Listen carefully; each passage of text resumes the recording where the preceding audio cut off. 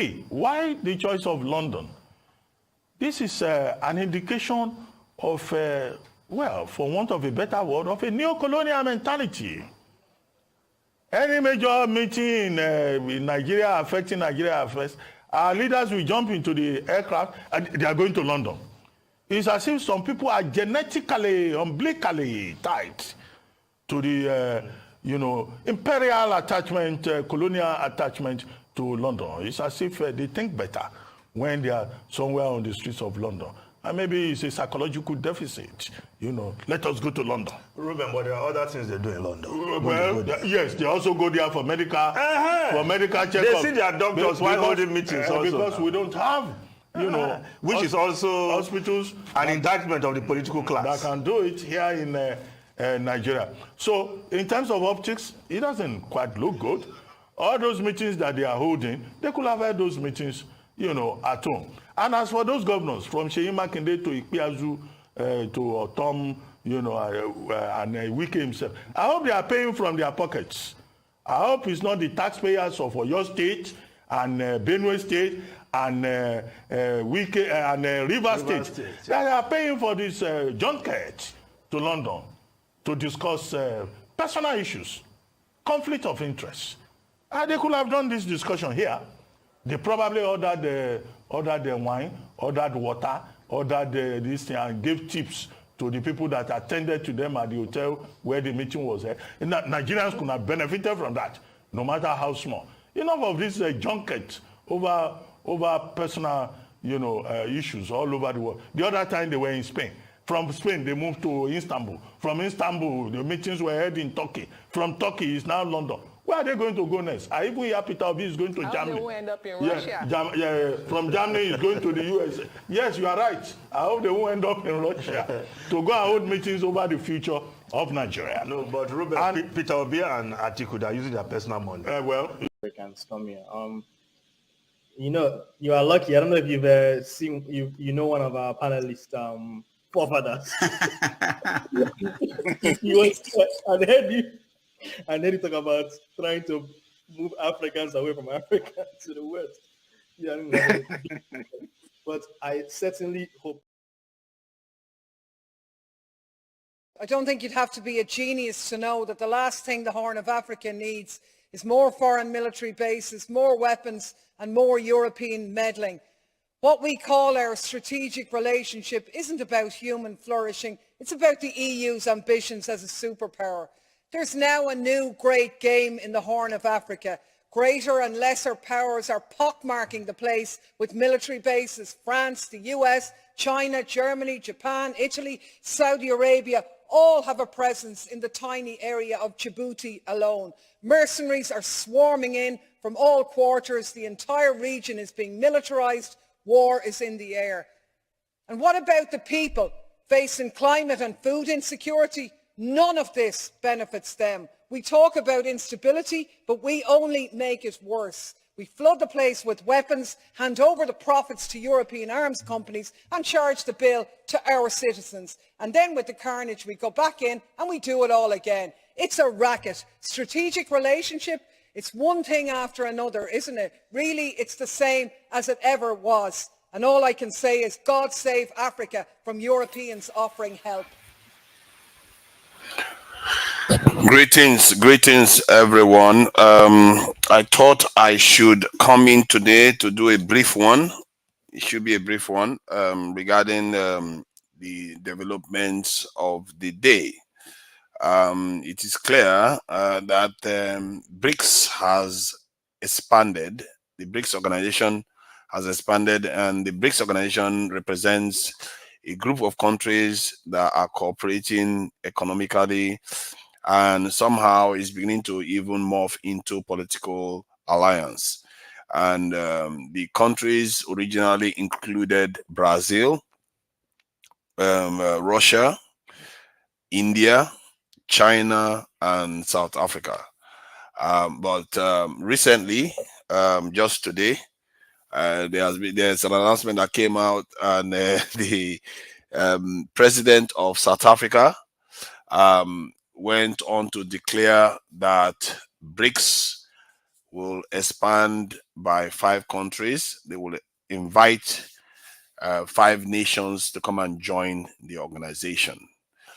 And the importance of, just before I go into listing the countries that are due to join, the importance of this organization at this juncture is that they will offer nations that join the organization an alternative to the Western sphere of influence and business and finance, and specifically the dollar this in way of doing business. So they will offer a different way of exchange of resources and currencies, instead of relying only on the dollar. And when you are sanctioned, and we all know what comes from that, the Western sanctions bite very, very hard.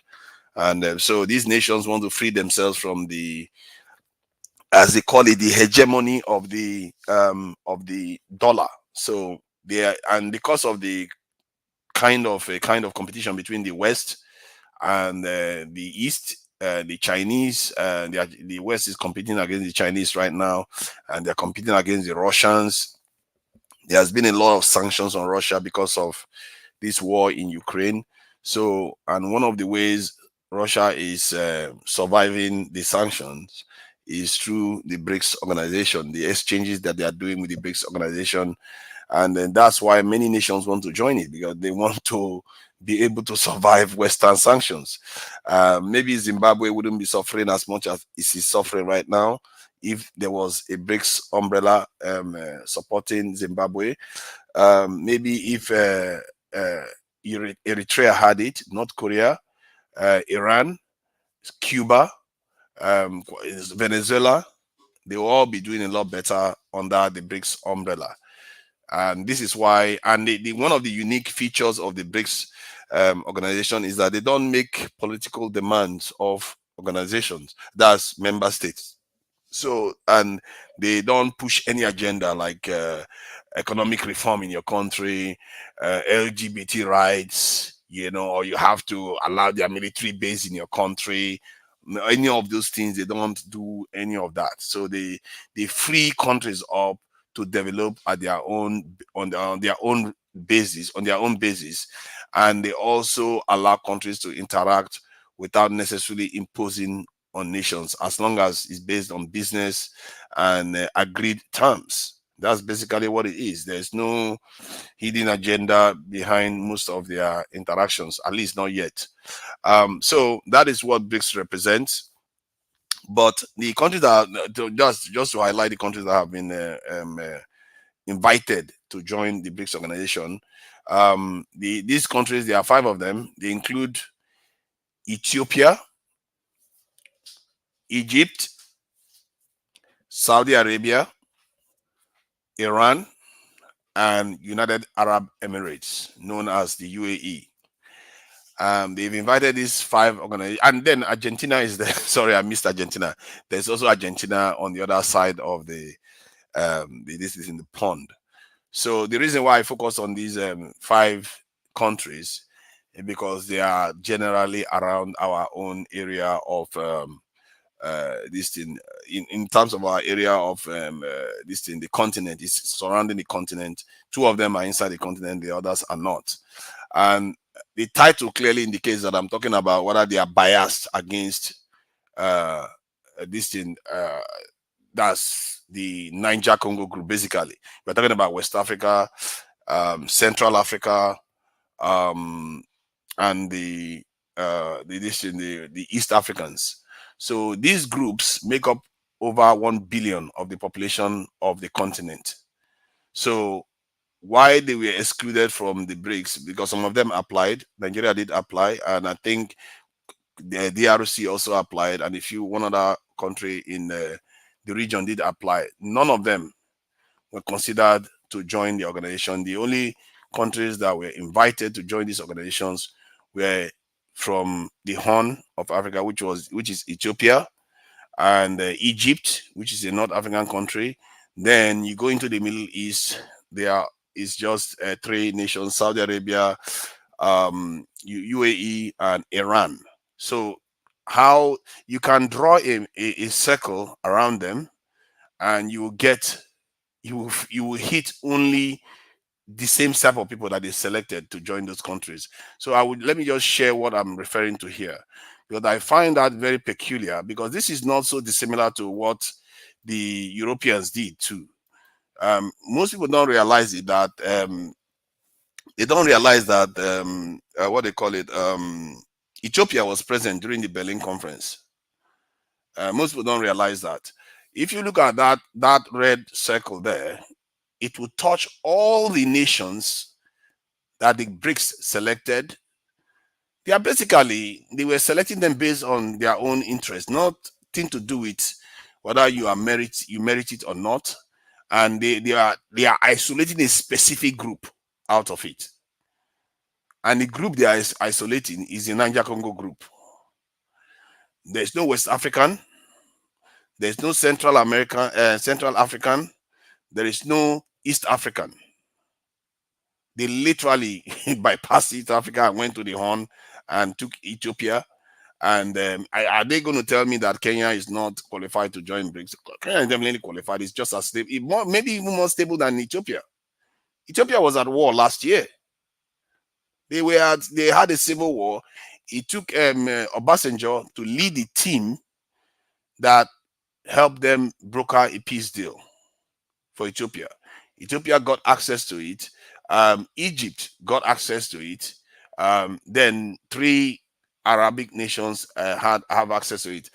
And I've noticed there is a pattern here, that whenever there is any change going on in the world, the Niger Congo group, the black, basically people that people generally refer to as, the typical black people, they tend to be isolated from it. And even South Africa, that you will say, okay, yeah, South Africa on the extreme end belongs to the Niger Congo group. 80% of South Africa's economy is controlled by Europeans. So whatever South Africa makes, 80% is in the hands of Europeans. And so where are we? 1 billion on the continent. The Niger Congo group clearly is the majority on the continent, and none of their pure core nation belong to this organization. And you can also argue that, some people argue that maybe it has something to do with the fact that our nations are too close to the West, like in the case of Nigeria, because most of them acknowledge that Nigeria, yes, is the largest economy in Africa. So why is it not part of BRICS? Some people say it has something to do with corruption. Some people say currency issues. So people make they will come up with every excuse under the sun. And almost every single one of them, you can knock it down based on the criteria that the other countries are also what they are also doing. Because if you want to say Nigeria is too close to the West, Egypt is also very close to the West. Egypt gets billions of dollars every year from the West, and they get weapons from the West, from America, the head of the West. Ethiopia, if you want to say Nigeria is a little bit unstable, Ethiopia had a civil war. They had a civil war. And there's still a lot of killings going on in Ethiopia right now. There's still a lot of struggle going on there. And yet they were able to join. Saudi Arabia is at war with Yemen. I think the war is still going on, or maybe it's come down a little bit. They were at war with Yemen till a few months ago. Which other one? And Saudi Arabia also gets weapons from the Americans. Iran is under sanction. And okay, Iran is one of those countries you say, yeah, as a bad boy on the block, it will benefit a lot. It meets all the criteria in terms of it's developing, it's relatively advanced, stable, and it's not part of the Western alliance. So it will be quite attractive to the BRICS organization. That you can argue that Iran has a kind of, some of the qualities of Iran is better than that of Nigeria from that point of view. If you want to start talking about allegiances and all the rest of it, Iran ticks almost all the boxes. They are technologically relatively advanced. They are relatively secure. They are relatively stable. They are not part of the Western alliance. So they tick. If any nation is cleanly qualified, there is Iran that is number one. UAE has a lot of alliances with the West. Many Western people go there all the time. They have a lot of alliances with the West. So in the end, what it comes down to for me was that I feel like they would draw up every criteria they want to draw up to isolate the Niger-Congo group. They will always have an excuse for saying, you didn't meet this criteria, you didn't meet that one, and you'll be isolated. Because clearly, if you look at the countries that actually need it most, it's like DRC needs it most. DRC needs the stability that the BRICS will provide it, that the exploitation that is going on. Clearly, some of the BRICS members are also exploiting the DRC because the Chinese are there. You know, the Chinese are in the Democratic Republic of Congo. They are also mining some of the raw materials of Congo. So they are also part of the issue that the black Africans are facing. So why should they want to give them access to their club now? And people think that, oh, one of the things that you hear when when I was on the platform, I was complaining and typing some of these comments, and some people were saying, no, don't worry, next time. It's like, what is the next time? There is no next time. This is the kind of nonsense that they give us anytime. They give us platitude and tell us that, wait, next time your turn is going to come. And I don't blame them. It's our people that are the ones that are missing the boat. Now, we don't seem to realize where our bread is buttered. Because whenever it comes to when they need us, that's when One Africa is happening. But whenever they don't need us, oh, suddenly One Africa is not there anymore. Just today, I was hearing reports that Saudi Arabia and we're doing some stuff to Africans at their border, and the same thing has happened in North African countries. Was it not just about 3 months ago when Nigerians were trying to escape the war in Sudan, and they tried to cross into the Ethiopian Ethiopia, and they were blocked from coming into Ethiopia for whatever reason? But these people, Nigerians, were trying to escape a war zone, and they were blocked from coming into Ethiopia. But whenever there is any big issue now to deal with, like Ethiopia was dealing with last year or last 2 years when they were fighting a civil war, it's all about One Africa then.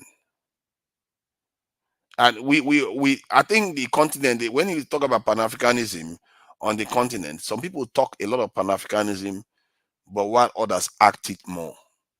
And I'm afraid to say to Nigerians that, we don't talk Pan-Africanism enough. But if you look at the records on the continent, Nigerians actually act more Pan-African than many African countries, which is strange for me to say, because, I'm very, very happy to criticize Nigerians any day when they are doing something wrong. But what is more Pan-African than Obasanjo heading a team that helped Ethiopia reach a peace deal?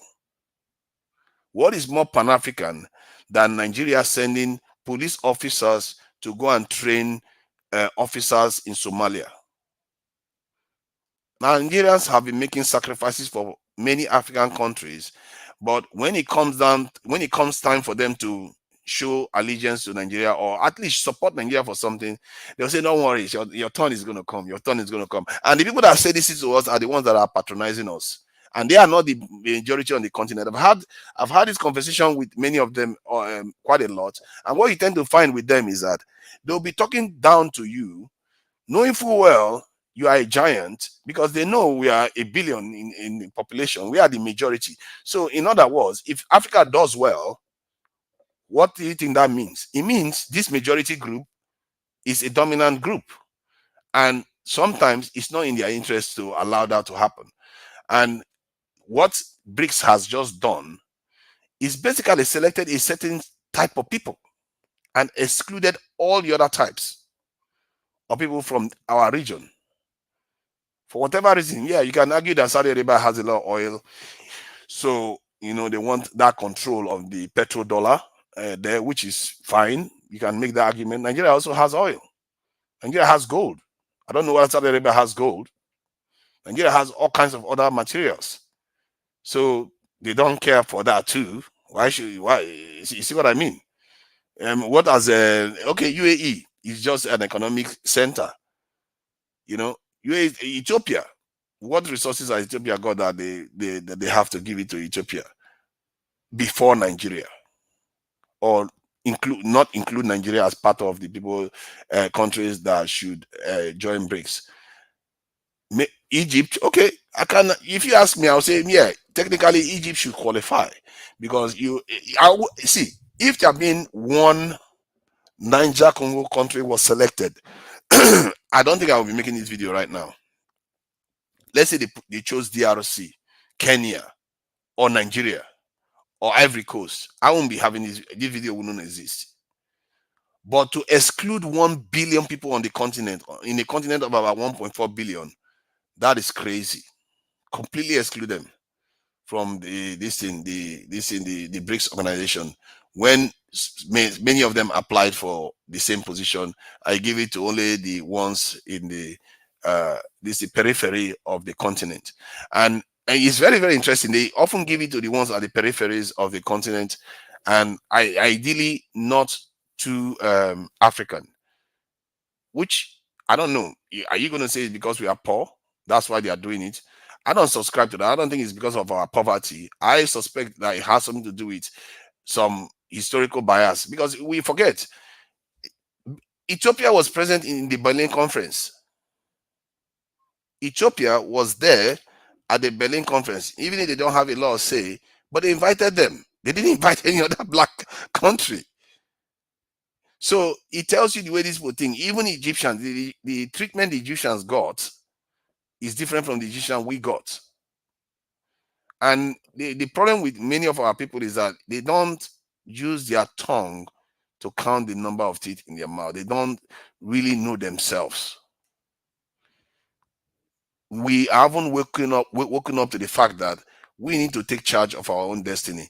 And I don't understand, one of the reasons why many people think that Nigeria didn't get it, well, that's one of the reasons they gave, that it's possible reason why Nigeria didn't get it, is that they felt that maybe BRICS felt that Nigeria was too close to the West, that Tinubu was too close to the West. Maybe that's the reason why. Personally, I'm not so sure, because all the other countries that are on that list, only Iran and maybe Ethiopia, you can argue that it's not that close to the West. And the only reason why Ethiopia is not that close to the West is because of the civil war that they were fighting in the country, because they felt that the West was supporting the rebels or the Tigray group in the country. So because after all, the current leader of Ethiopia got the Nobel Peace Prize, didn't he? So he wasn't exactly averse to dealing with the West. It was just because of the civil war, and that's when they started turning against the West, and we all supported it, which is the right thing to do, because you don't want foreigners to be, engineering conflict on the continent. We all supported it. But what I find peculiar is that when it comes time to support us, you don't tend to see that. You really don't tend to see that. Nigerians, in terms of this continent, we have acted more Pan-African than any other nation. I can literally say that. Others, they talk it, they don't do it. Our problem is that we don't talk it, but we do too much. And because of that, nobody cares, because we don't talk. How many Nigerians knew that Obasanjo went to help strike peace deal in Ethiopia? If not because some people are talking about it now and again. Nobody celebrates it, that we did all those things. Some of the negotiation you see ECOWAS doing and the African Union doing, there are Nigerians in there. Obasanjo was at the heart of the creation of the Pan-African Parliament in the African Union. But this history is not necessarily known to Nigerians. Nigerians have done a lot for this continent and have done a lot for every single group, and we don't get any reward for it. If anything, one of them was telling us that, your people are corrupt and your people don't punish corruption or criminal behavior, that our government don't punish criminal behavior. It's like South Africa is the headquarters of is the crime capital of Nigeria, of Africa. South Africa crime rate is one of the highest in the world. Nobody's talking about that. The ones that are at war, they don't talk about it. But when it comes to us, somehow they talk down to us all the time, and that I find problematic. And our people, what they've done is that they've internalized this. I don't know whether a kind of weird inferiority complex where they don't necessarily know what is happening to them. They just, when people tell them, oh, it's okay, so they agree with it. When people say your people are criminals, you agree with it. But there are many other countries with criminals. As a matter of fact, if Nigeria was getting the reward from criminal activity in the world, if they told you the amount that is lost from crime in the world every year, I think it runs into trillions of dollars. Are you telling me that Nigerians have got a $500 billion in their pocket? No, we are not the ones. We are not the biggest criminals. We are not even the 10th earner in criminal activity. We are not. We are just as everything. We are just feeding on scraps, and they give us, when we take a tiny scrap of criminal, we do a tiny scrap of a criminal activity, they give us the award of the biggest criminal on the face of the earth, and we accept it, we internalize it. I can search the data now and present it to you and show you how much is lost each year due to crime around the world.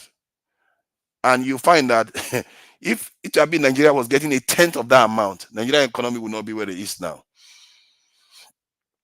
Even if it's from criminal activity, Nigerian economy will not be where it is now. If they tell you the kind of criminal activity that India's engaging, or the Far East and East Europeans, what they engage in, the money that they are raking out of each economy, who do you think is hacking all these banks and extorting huge sums from them? You think it's Nigerians? The Nigerians do a few Yahoo, a few million here and there. We thought it's money. These guys are making a whole heap of money from people out there, stealing like crazy, and they come and call us criminals. I don't subscribe to that. If anybody comes and tell me that nonsense, get out of my site. Come and show me the numbers before you call Nigerians criminals.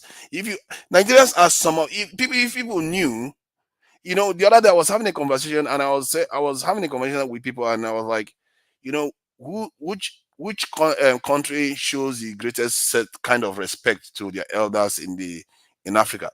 And they try to say, oh, it's from East Africa and all the rest of it. But when you check it, Nigerians are some of the most respectful people. And because that conversation was coming from when they were talking about how Nigerians are very boastful, we are brag too much. But we are also very respectful to our elders. Now, if you look at Nigeria, and if you look at all the cultures, when I show them the pictures of Yoruba people lying on the floor, greeting elders and all the rest, their mouth closed now. Their mouth closed, because they know that they don't even resonate at that level. So I think this is something that we need to start understanding about ourselves. We are a great people, and for some reason, we too have accepted that we are not. For some reason, we may not say it, we've accepted it. That is a problem. For me, I've come to a point whereby I'm fed up of people telling us that we are not good enough. We should wait for our turn. We can't. This is not the way to be. Look at the suffering we have been suffering. And for me to be reading that thing today, I'm supposed to be congratulating these nations, and which I did.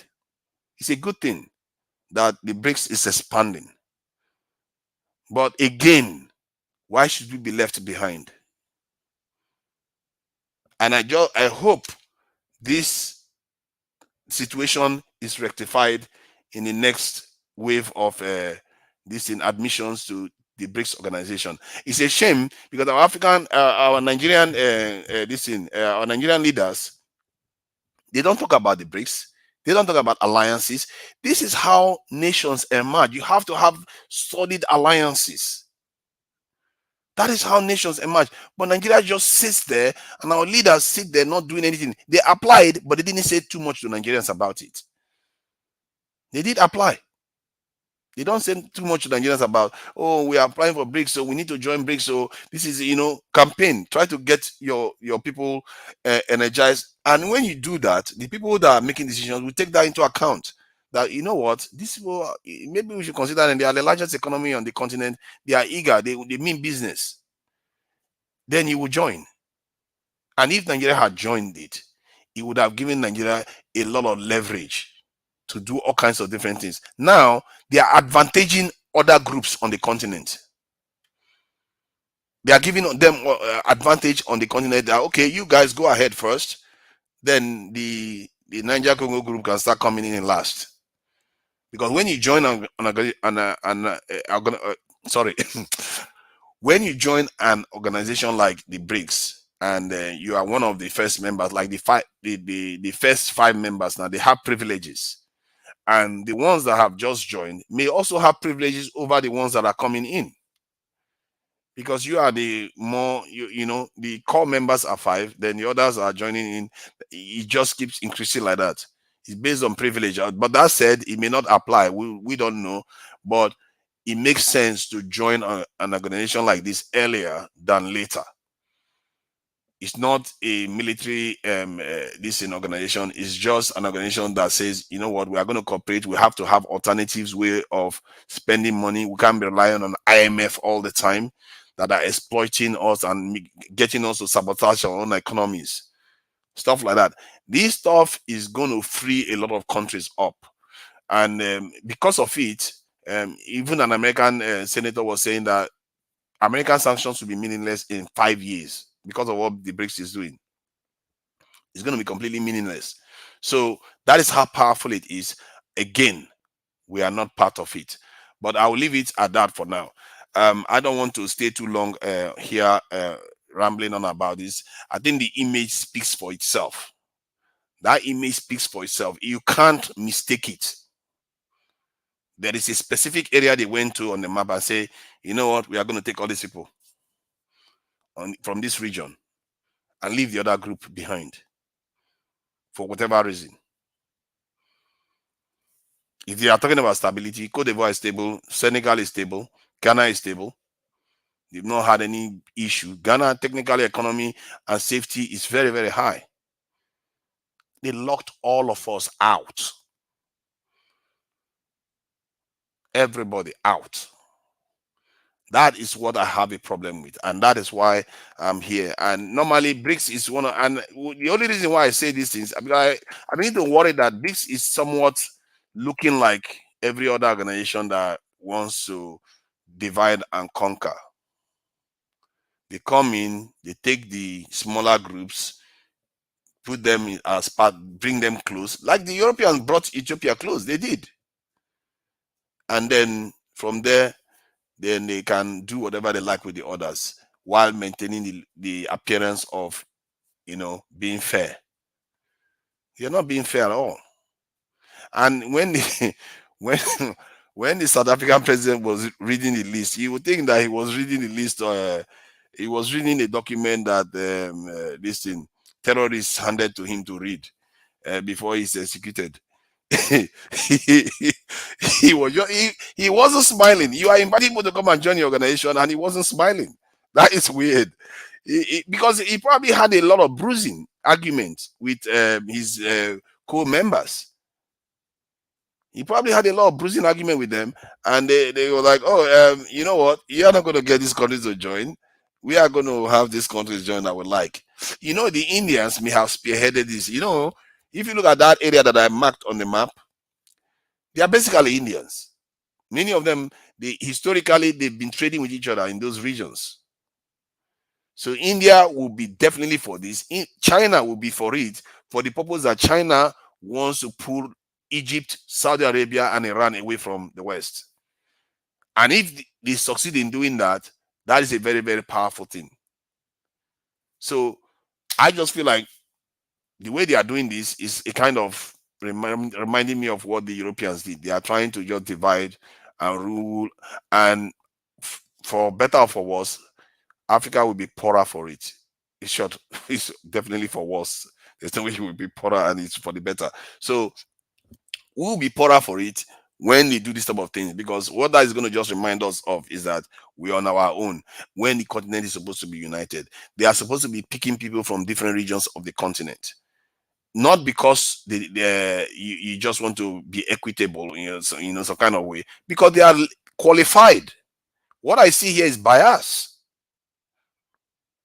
That's what I see. I see bias instead of just hard facts that they are supposed to follow. You can't tell me Ethiopia, that was in civil war, is more stable than Cote d'Ivoire or Senegal. You can't tell me that. As a matter of fact, Nigeria is even more stable than Ethiopia, that was in all out civil war.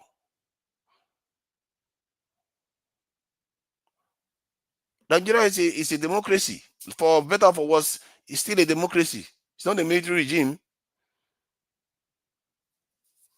So if you want to come in and have a conversation about this, it's just going to be a brief conversation. And just to be clear, we want to keep the conversation clean, and we don't want, there's no need to use profanities, because it has come to my attention that the people, the viewers of the channel are generally, there are some young people, and there are some, elderly people, respectable people that have, lived their life very well, and they frown at certain language that some of the panelists used recently. So we want to keep it clean, and I see the merit to that, because we want the message to reach every group of people. And if you are using certain languages, you are restricting it. You are not allowing the message to reach the young generation, the others that are out there, so that they can also participate and get some of the ideas that we are trying to get across. Because these ideas are powerful. They are not for nothing. And they are actually important. Nigerians need to understand that this world is not giving us what we are due. And I don't think it's their fault. It's because we are not making our own case for it. I'm fed up of Nigerians apologizing for being Nigerians because of some silly stereotype we've internalized. And some of our people are not helping. Some of our people go out there and they badmouth the country and badmouth the people of the country because they don't know any better. They don't know any better. I ask myself, when you look at a nation like this thing, recently I was studying what happened in Russia when Stalin was in charge. It cost the lives of about 15 million people. The starvation that his policy cost, 15 million perished. I don't see Russians very happy to abandon their motherland, as they call it. They are willing to do anything for their motherland. They are willing to do what it takes. You don't see Russians. If anything, it's Americans that run from America to Russia. They don't abandon it. The Chinese, those ones, they even decided that, what Stalin did was a little bit too childish. They took it on another level. The Chinese lost 50 million. Go and check the Chinese population. Their population dropped. At one point in the late 50s, their population dropped because of the policies that Mao Zedong imposed on the country, and there was famine too. They persevered. They were living on rations, and while they were building, these people were building ballistic missiles and nuclear technology, and they were living on rations, and people were dying at the same time. Why is it that we Nigerians often think that we are the one that have had it worse? We haven't. That is the truth. Just as I would tell you that we shouldn't apologize to people for being who we are, I'm also obliged to tell you that we haven't had the worst of experience in this world. There are people that have suffered, like really, really suffered. And some of them are still suffering today, but they still carry on. And they are still loyal. Somebody once said loyalty is the holiest good of the human heart.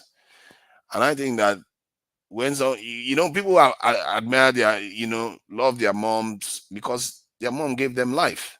How about the land that even gave your mom life?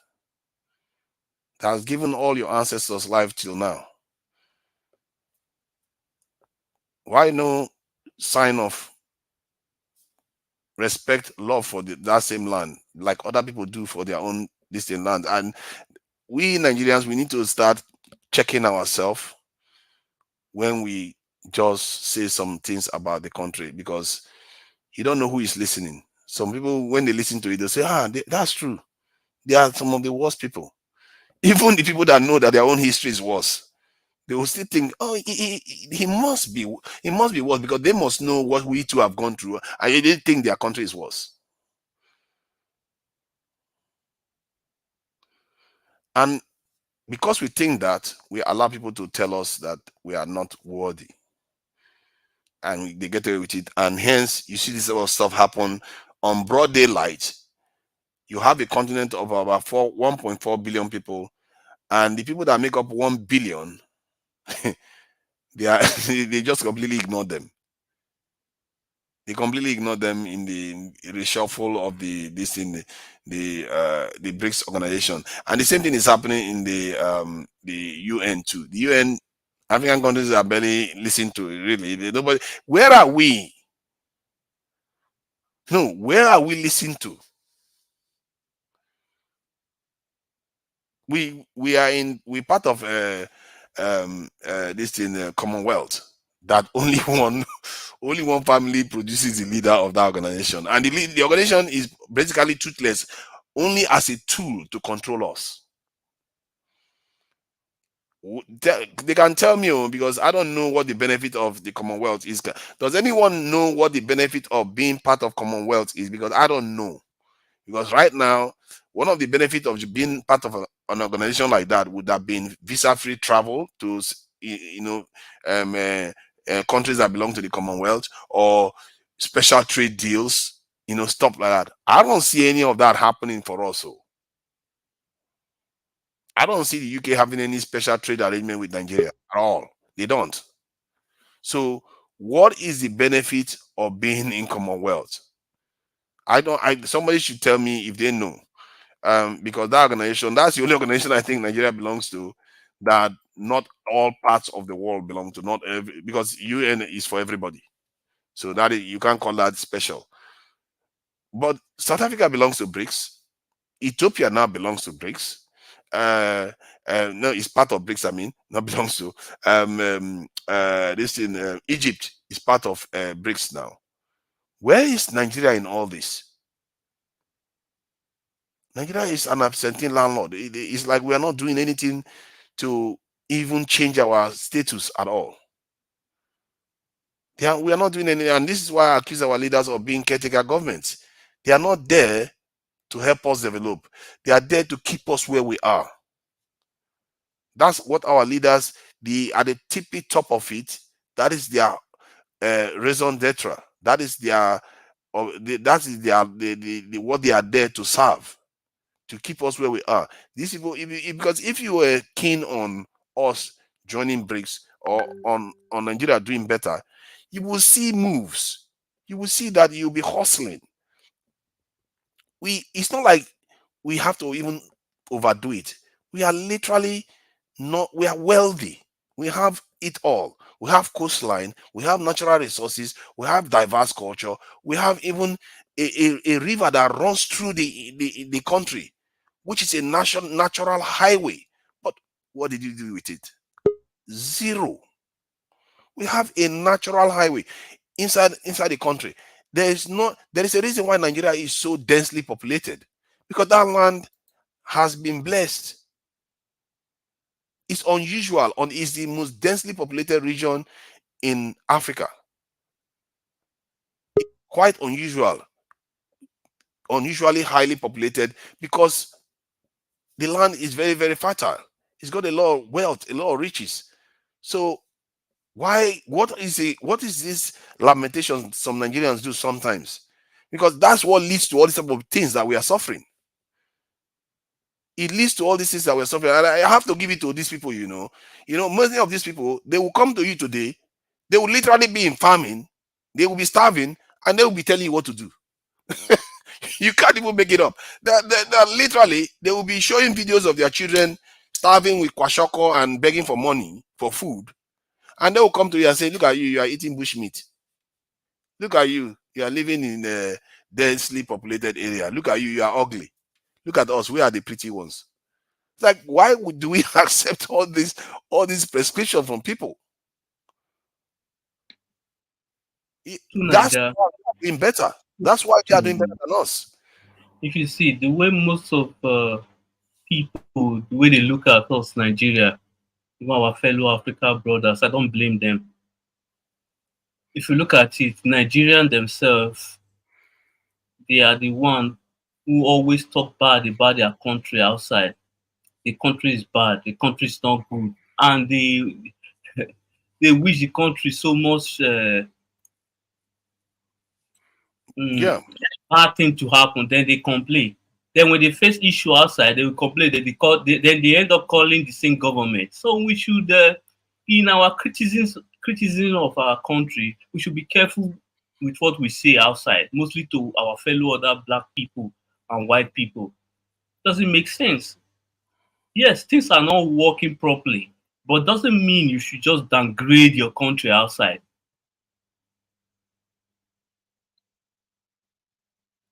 Even look, currently now, a lot of people are bashing Burna Boy because of the way he downgraded some of his fellow artists. We do that a lot. When we are with other people, we just downgrade our people. It doesn't make sense. Yeah, because when you sorry, let me just say this. When you encounter Nigerians doing this and you tell them, they say, "Oh, why shouldn't they talk? When you beat a child, why can you expect the child not to cry?" And it's like, yeah, you can complain, but there is a way you do it. Other people don't just come out and just start badmouthing their people like everything. They literally cause the country. They could go on to cause the country. Go ahead. Ghana is in a bad position economically. Have you seen Ghanaians online condemning their country? Have you seen them once? Inflation is almost close to 50%. Have you seen Ghana want to set their country on fire? No. But it's always Nigerians. Yeah. It's terrible. Forefather, are you able to share my screen? I would like to make a point why Nigeria was not accepted into BRICS. Of course, they will not accept. A lot of people end up calling their president a drug baron. What do you expect? You want them to add drug baron to the group? No, it won't happen. Yeah, let me pull your information in. Hold on, let me pull that out and bring this in. Go ahead, Kezu. Yeah, thank you very much, Forefather. I appreciate the time to share my screen. So I'm Forefather's now, Kezu, to you. Okay, go ahead, Kezu. Okay, so now someone else. Kezu, why don't you introduce yourself? You guys didn't introduce yourselves at all. People don't know who you are. Yeah, very good point. Actually, let me go and do some free advertising and share my channel too, so people can find me. But yeah, hey guys, what's up? Forefather and me go back at least 3 years back. We've been interacting in various different ways, and we've had lengthy conversations on these topics on various platforms over here. And I'd like to say that we've actually been able to dig deep on certain topics, conversations, and other factors. So my name is Dr. K. I am a doctor of materials physics, and I'm also a African correspondent. On my channel, it's called the Kaisorian Empire. I am the emperor. So shout out to you guys, and thank you for having me here, Forefather. You're welcome. You're welcome with your Forefather's stuff. Okay, go ahead.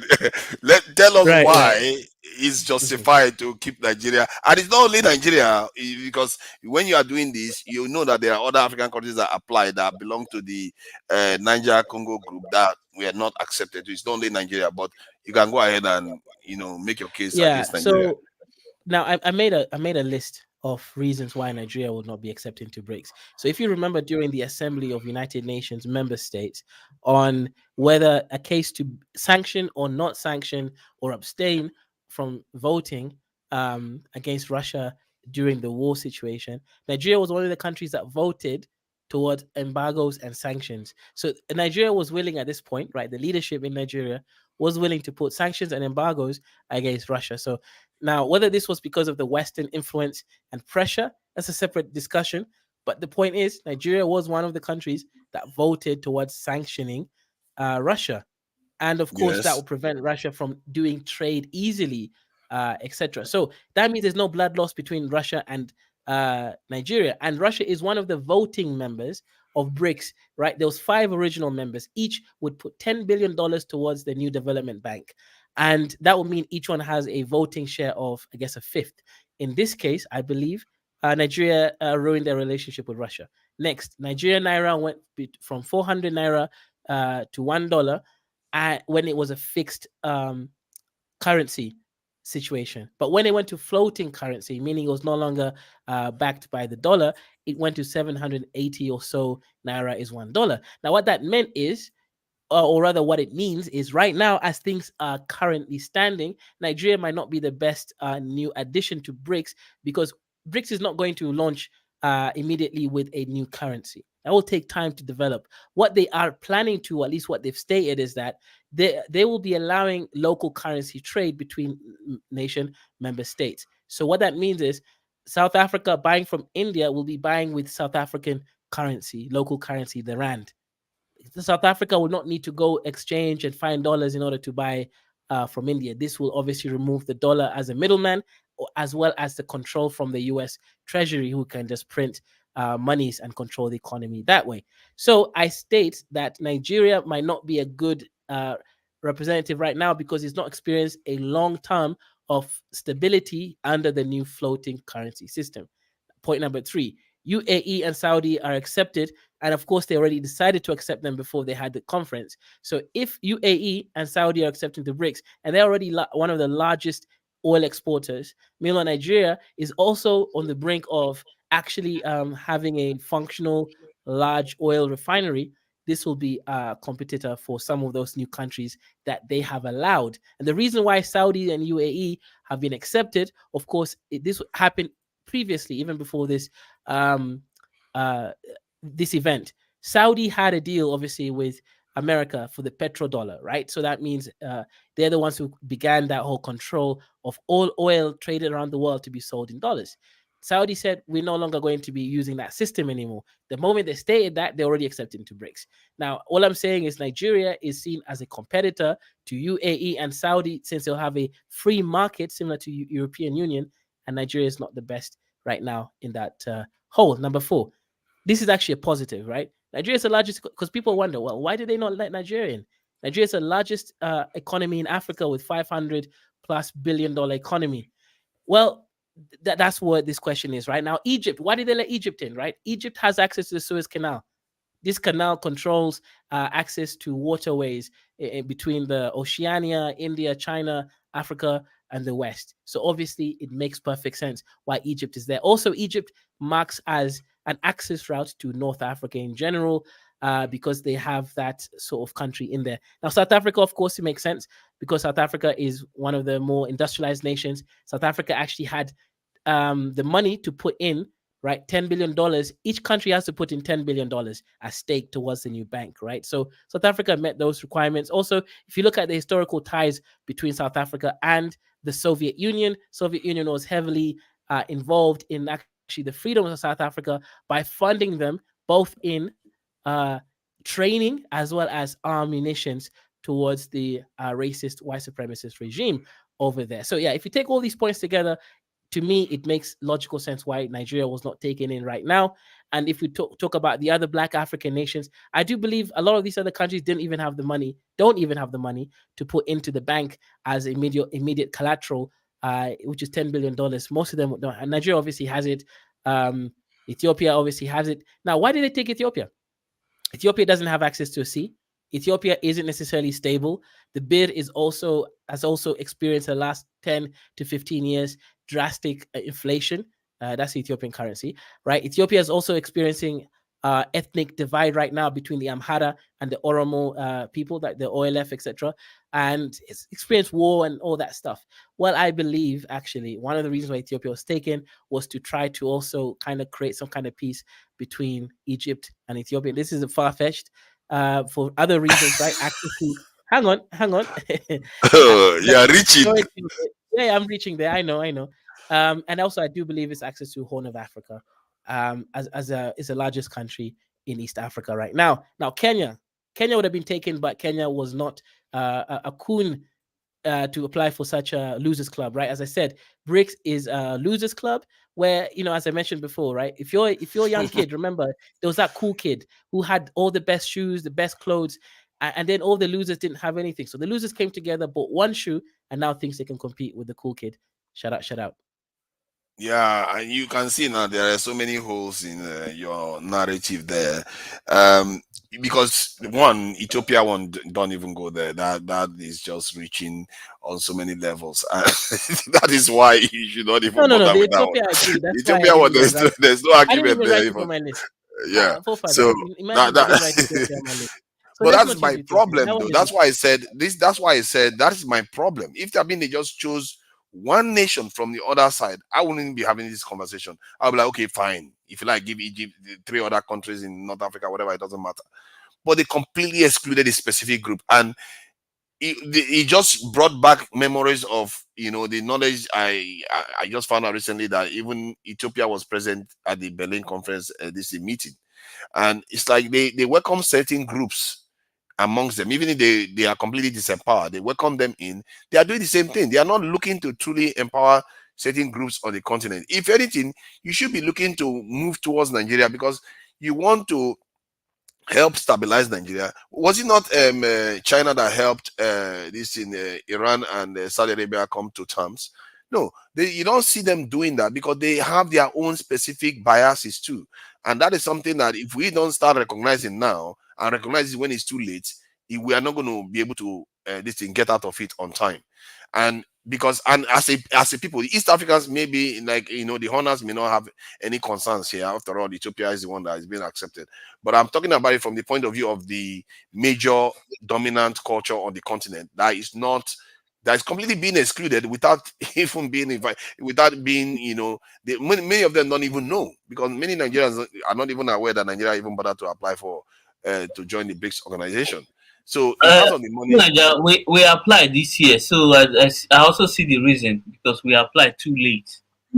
the same thing with Ethiopia. Ethiopia applied late too, and many of them did apply. Some of them there did apply late too, and part of it is because in terms of the money, we have the money. If it's $10 billion, that's not the problem. After all, Nigeria was it not Nigeria part of the people that have set up the Afrexi this same bank? So that is not a problem. Nigerians are already into finance. Nigerians are building a lot of banks in the African continent itself. Nigerians are they've shown themselves to be very, very Pan-African. They were they not the ones. Was it not Obasanjo that went and helped help Ethiopia reach some kind of accord with the Tigray group? So we do all kinds of stuff on the continent. Yeah, we may not be, jumping and dance, and we also have in the entertainment area. We lock it down. There is something, the soft power is also there. Nigeria has so many stuff going for it, and they lock Nigeria out. Come on, man. You can't convince me of this. And some of the things that these people are doing, we in the continent I begin to realize it because when, Kezo, I mentioned it to you the last time, that during that war in Sudan, my eyes opened to certain things on this continent.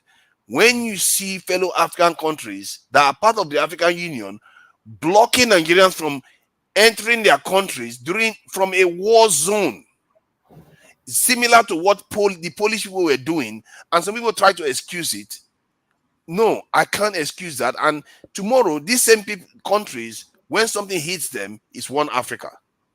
It's only one Africa when they need us. But when we need them, oh, please don't worry, take your time. It's going to be your turn. And I've seen this repeatedly done. And when I'm having conversation with East Africans, you were there now when I was having a conversation with Mo and all the others. They sound very patronizing. And I don't blame them to an extent, because our people that allow it to carry on. Our useless leaders, I don't know whether they themselves have internalized their own inferiority complex. They've allowed the whole thing to carry on. But I feel like 1 billion people have a right to have their voice heard. They have a right to be represented properly. And this is why I talk about these things, because it just seems totally inappropriate. I'm not even going to call it unfair, because we are the one inflicting it on ourselves.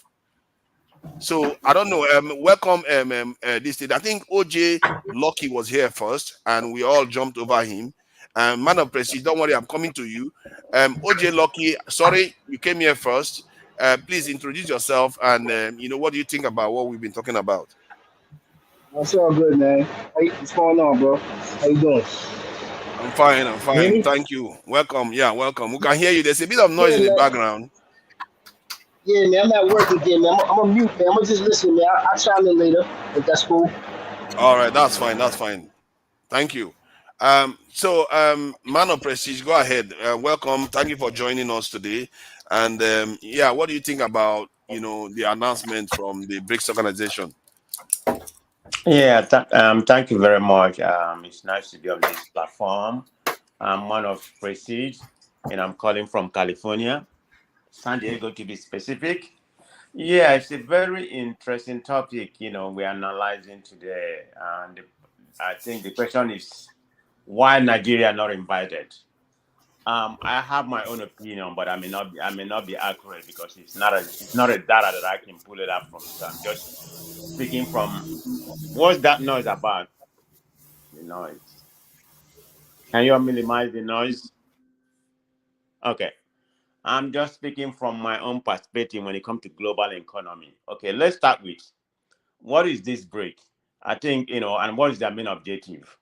Apparently, the main objective is to challenge the G7, which comprising of USA, UK, Germany, Canada, Japan, and France, Italy, and some other global trading partners, mainly in the Europe. I mean, that's their main objective, because they feel like dollars, which is emancipated from US, is dominating the world economy.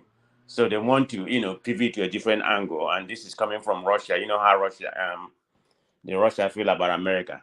So that's where this problem is, and they want to forge and get their own currency. But right now, it's not. From what I have read, there's no true way. Get to the point. Why is Nigeria not accepted, brother? We Hey, know what brother. breaks it. Hey, brother. This is my own narrative, okay? And let me land. Thank you. So why the question is that why they're not accepting Nigeria? Okay, this is my own story. Nigeria doesn't have that much clout that they used to have before, because there's some kind of misinformation going on right now. You all need to check about the current data.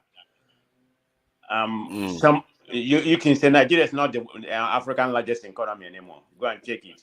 It's South Africa followed by Egypt. Nigeria is a distant third. And one of that problem you're having is the falling of the No, naira. this is misinformation, brother. Nigeria I'm is giving you the right information. no, You have a no, sorry, misguided.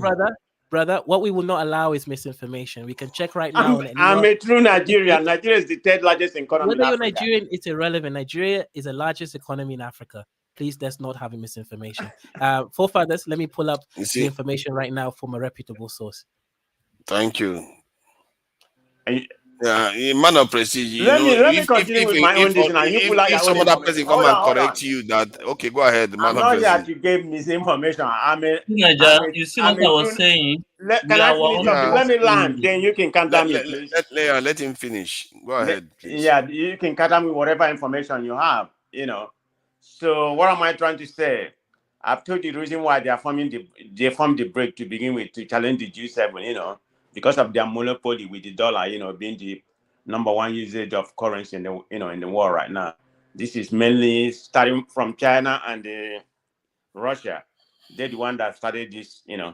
Of course we know. So the problem is that why did they admit Ethiopia with just 156 billion compared to Nigeria? I mean, Ethiopia is way distant. So that I can't answer because I don't have any information about that. So the only thing I can speak about, it has to be because of the Nigerian fragile situation right now. And they're not the largest economy, like I stated. Egypt, you see the position of Egypt. They are the second largest economy, and their geopolitical zone, where they occupy, in the, close to the Nile, access to the sea, and everything. South Africa, of course, we know how South Africa is when it comes to African economy. So that would be one of my reasons. I don't know why. Like you said, I didn't even know that Nigeria has applied. If you check what I stated earlier, I said, why hasn't Nigeria applied? Now hearing from people say Nigeria has applied, they are not admitted. Then after, I started doing some investigation to see why the reason.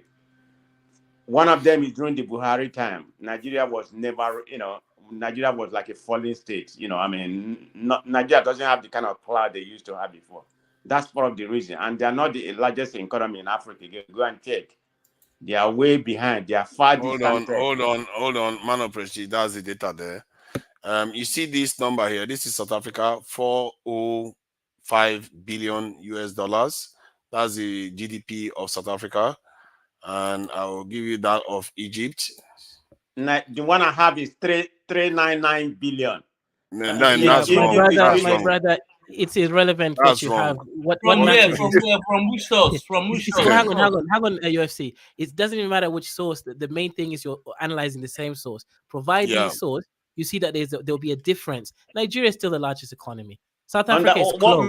What metric are you using to come it's up called with GDP. Oh my God, Gross Jesus Christ, man of product. Prestige. Okay, I'm not going to argue that. I hope you're right. I want Nigeria It's to not be the about largest hope. economy. This is a World Bank. It doesn't really statistic, matter. brother. Hang on, It brother. doesn't really matter whether you're largest economy or hold on. It doesn't matter whether you're largest economy or not. What is your human capital index? That's the most important thing. Oh, so now you shifted the goalpost now. Yes, that's how they do. What do you mean that's how they do? Okay. Why are you the first to badmouth Nigeria when you have not even done your due diligence to check the data? I did my due diligence. I don't know what kind of source you didn't do any due diligence. What source? Where did you get information from? Where? You can't even let somebody talk. Yeah, hang on, man of Prestige. Information. Man of Prestige, you have to respect the forefather, okay? You can't come here and lie and then hold on to your lie. That is disrespectful to the host. Please admit that you were wrong and then move on to your argument about Human Development Index. Go ahead. I'm not going to admit that because I have my information. I have my source correct. Okay. You have your alternative facts. Yes, Can you please tell us or post it here? Let us see the source. I'm gonna send the link later to you. Okay. So don't interrogate me. Let me finish my narrative. I'm not here to badman Nigeria. Like you're acting like I'm a foreigner coming here to badman Nigeria. No, I'm speaking from the source that I'm getting my information. But what does that matter? Is that relevant? Okay. Very relevant. This is very relevant. You can't just. I just talked about how we Nigerians badmouth our country constantly. I'm not.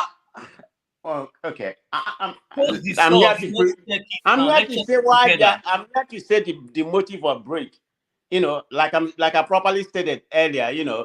BRIC occupy about 32.1% of the world GDP. There's no doubt about that. Am I telling you like GDP? About 1/3 of the world GDP and 40% of the world population. ChatGPT. Huh? Yeah, go ahead, brother.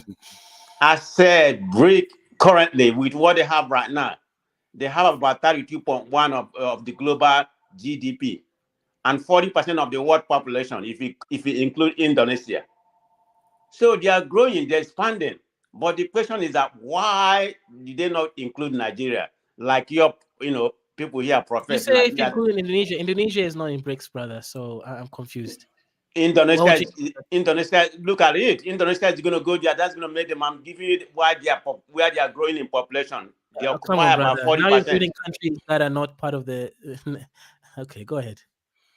Indonesia is leaning towards. They are not the main block right now, but they are there already. I think they are there already, and the main one already that originally started is Brazil, Russia, India, China, and South Africa. That's the five that originally. South Africa came later, but go ahead, brother. But they're expanding right now, like we, currently stay. They are Ethiopia, which I don't know the relevance of Ethiopia. Is it because of their history or whatever? I don't know why Ethiopia. So it's still baffling me.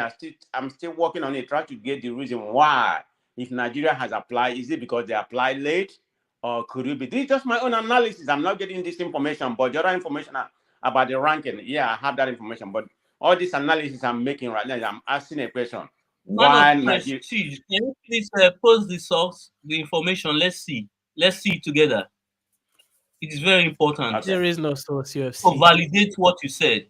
I'm There's not no sure there source. is any information. Maybe you got it wrong somewhere. Let's be kind and just leave it This is the at that. problem. People And so you, just No, admit hold that I on. was wrong This and was move from. on. This No, was from. they- Hold on. I'm not gonna just come here and make up something. This is from Business Day. You know, written by Kevin Okoje. This is as of 24 today. wow. Yes. You are using a somebody write up something and you just believe them. You actually have to go to statisticians that actually collect this data historically. That's where you actually get So accurate information. okay. Let's get this fact straight, and I will do my research later. So as of today, being August 25, you said Nigeria has the largest economy in Africa, right? I'm going to do my Yes. research. I don't use Google and all that kind of thing. They're not good. I have my own. I have my reliable place. I do my research. So let me get this straight. I know who is talking. So when I come back, I will see who is right. As of today, you say Nigeria has the largest economy in Africa, right? That's what you're insinuating, right? Yes. Okay. Anyway, so let me go with what I'm saying, about one. So I'm kind of baffled why Nigeria depends. So I'm saying it might be due to the falling naira, the economy of Nigeria, and what Nigeria was under Buhari. That's why, they wasn't admitted as early as Ethiopia was admitted. I don't know the reason why. I can understand the strategic position and the global position of Egypt and the South Africa for them to be admitted, because South Africa was one of the original people that started it. So yes, it's pretty simple. But Egypt, their strategic position and other kind of things. Of course, they are one of the largest, economy in Africa. So there's no doubt about it. But Ethiopia still was baffling me. So I'm going to go do a research on Ethiopia. I just started reading it recently. I'm going to do a research about why Ethiopia, is being invited. So, brother, it's not a Okay. mystery. Egypt has access to what is called the Suez Canal. I that know. I said Oh, I you understand didn't the say reason that. why Egypt You was didn't say invited. that, brother. I'm talking about This is not a Ethiopia. mystery. Okay, what Ethiopia has is one of, Iran got again? Iran has got only oil, isn't it? From your point of view. so why Ethiopia? That's the one I'm still puzzled. Nigeria definitely almost on every front. Nigeria is similar to Ethiopia and better. Can I have my say now tonight? Yeah, go ahead. Please. Go ahead. Thank you for your patience. Please go ahead. Interesting perspective you take here. I see Dr. Kezo is running multiple shows at the same time, and this guy, this guy, he hijacked your topic tonight and streamed it before you. Don't mind that. Don't mind Kezo. Kezo is a hopeless guy. It's all right. The talk is still going on. It doesn't matter. So please introduce yourself, because I don't think our people know you here, because you are on two different platforms now. There's no need for introduction. I like anonymity and all that stuff. Even though Dr. Kezo, nobody's saying you should not see. Nobody's saying you should not remain anonymous. You can still say you are that. Nobody knows me really. Do they? So. All right. I'm Darth Raven, everybody, and all that kind of stuff. I work with two principles and all that stuff. I have both the light and dark side of the force in me. So if you fuck with me, you will get. Please, hold on. I did say earlier on. Sorry. This has to be clean. Very, very important. Please, it's a policy issue, and we have to keep it clean. Thank you. Okay. So how you approach me is how I will approach you as well. I might use the dark side of the force or the light side of the force, either way, and all that kind of stuff. Sorry, brother, just really quick. Do you think we should be giving space to people like Man of Prestige? But put that in your answer. Should I give it space to Man of Prestige? This is not your platform, so you need to stop that. Man of Prestige, take it easy. Stop your nonsense. See, Man of Prestige, leave it. Don't worry about it. I've been on this platform before. It's just a friendly jab. Why are you talking nonsense? Are you joking? Is that a joke? Yeah, I think is that a banter? Yes, don't worry. When you get to know him, you understand. It's just a joke. It's not just a banter. Go ahead. Anyway, what was I going to say is tonight, of course, obviously, this is a thing that I'm really. Of course, I've been hearing this from you for a while. where you seem to insinuate that the whole world has a plan and an agenda against black people, no matter how much they are against each other and all that stuff, including the Chinese, the Russians, the white, everybody, as long as the light-skinned people of the world are against people who are darker in the world progressing and all that. I keep hearing this narrative from you as well. So I don't know if it's true. Is that what I'm getting? That's the sense I'm getting here as well tonight, that no matter how much they're against each other, they never want that African people to develop. Even if it's the Chinese, they seem to have a code internally. I think it's partly an internal bias, which is, to be fair, is present in everyone, even including us, but it's mostly our problem. I think it's us that are causing this weakness, and we create this vacuum where people can treat us anyhow. And that's our problem. Let's hold on to the idea of, because of this weakness that we have, that's why we have not been we have not ascended, or we have not been to have like real relationships. Like, let's say tonight, for instance, I'm building an organization, I'm building a group with people, right? And then, because one thing Donald Trump said, he said is that, oh, shithole countries, these African countries are shithole countries. When he went to the UN, he says that he said all the other countries, many of the countries, he said, are they really even governments? You understand? Donald Trump even considered, are they even governments as well? So it's not that Nigeria is definitely poised to be the best candidate as well, to be one of the best candidates for this. Even Brazil actually would like to have, because now Brazil had the left-wing government back who used to trade with Nigeria quite a lot, with Lula da Silva. So this guy is now talking about re-engaging the trade with Africa. And that Brazil and West Africa is just right. Brazil, West Africa, and Argentina. So the president right now, Lula da Silva, is talking about the South-South trade and all that kind of stuff. So he would like an economic trade between West Africa and that Central Africa, West Africa, and the South America. So he's talking about that. But it's not entirely based on just simply what you have as your economic potential as well. It's based on your level of sovereignty to Niger. You understand what I mean? That's why these smaller countries, such as Bahrain, UAE, all these countries are accepted. It's based on your level of sovereignty, autonomy, the freedom to act on your own and all that stuff. I'm not going to create an organization with you when I know your interest and your will lies somewhere else and all that kind of stuff. It will be the most worst decision I will ever make and all that stuff. Even right now, in my personal life, I'm having to consider that kind of stuff. If you're creating a group and all that kind of stuff, I will not have any potential weak link in there and all that kind of stuff. And Nigeria, currently, as I could put it, it's inconvenient at the moment. Nigeria is an inconvenience for this, even though they are the most economically viable. They are an inconvenience as well, because nobody knows where Nigeria will be doing, what Nigeria will do. In fact, or better yet, everybody can predict where Nigeria lies to a certain extent. You understand what I mean? As in being too Western adjacent. You understand what I mean? To Nigeria.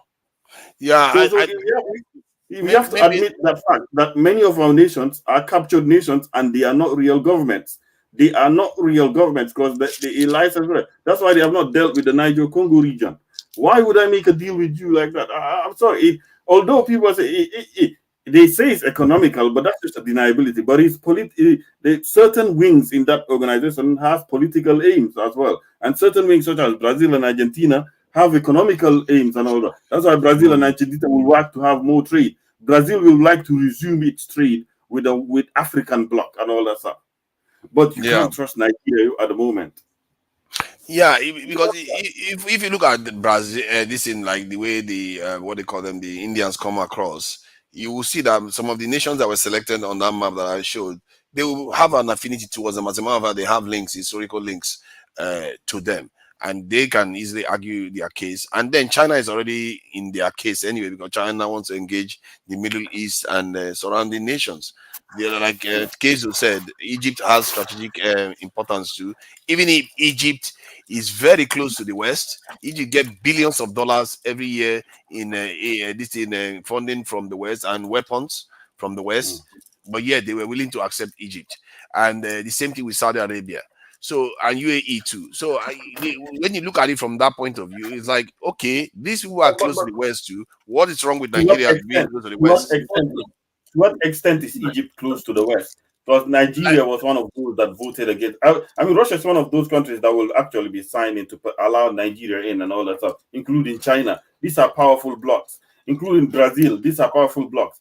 If Nigeria was to vote against Russia in the Ukraine war, while all these other nations was to abstain to Niger, you understand? Egypt abstained from that vote. So. Yeah, So are you telling all the nations Russia. all the nations that joined, all of them abstained? All the nations, yeah, most of them I don't think that will weigh in anything, because that could be as a cover for any nation. They could just say, "Oh, I voted because of our own political reasons." So that shouldn't be a reason to block. As a matter of fact, that should be against the rules of the BRICS itself, because the spirit of the BRICS is that you have a right to do whatever you like. Our economic interest is all we care about.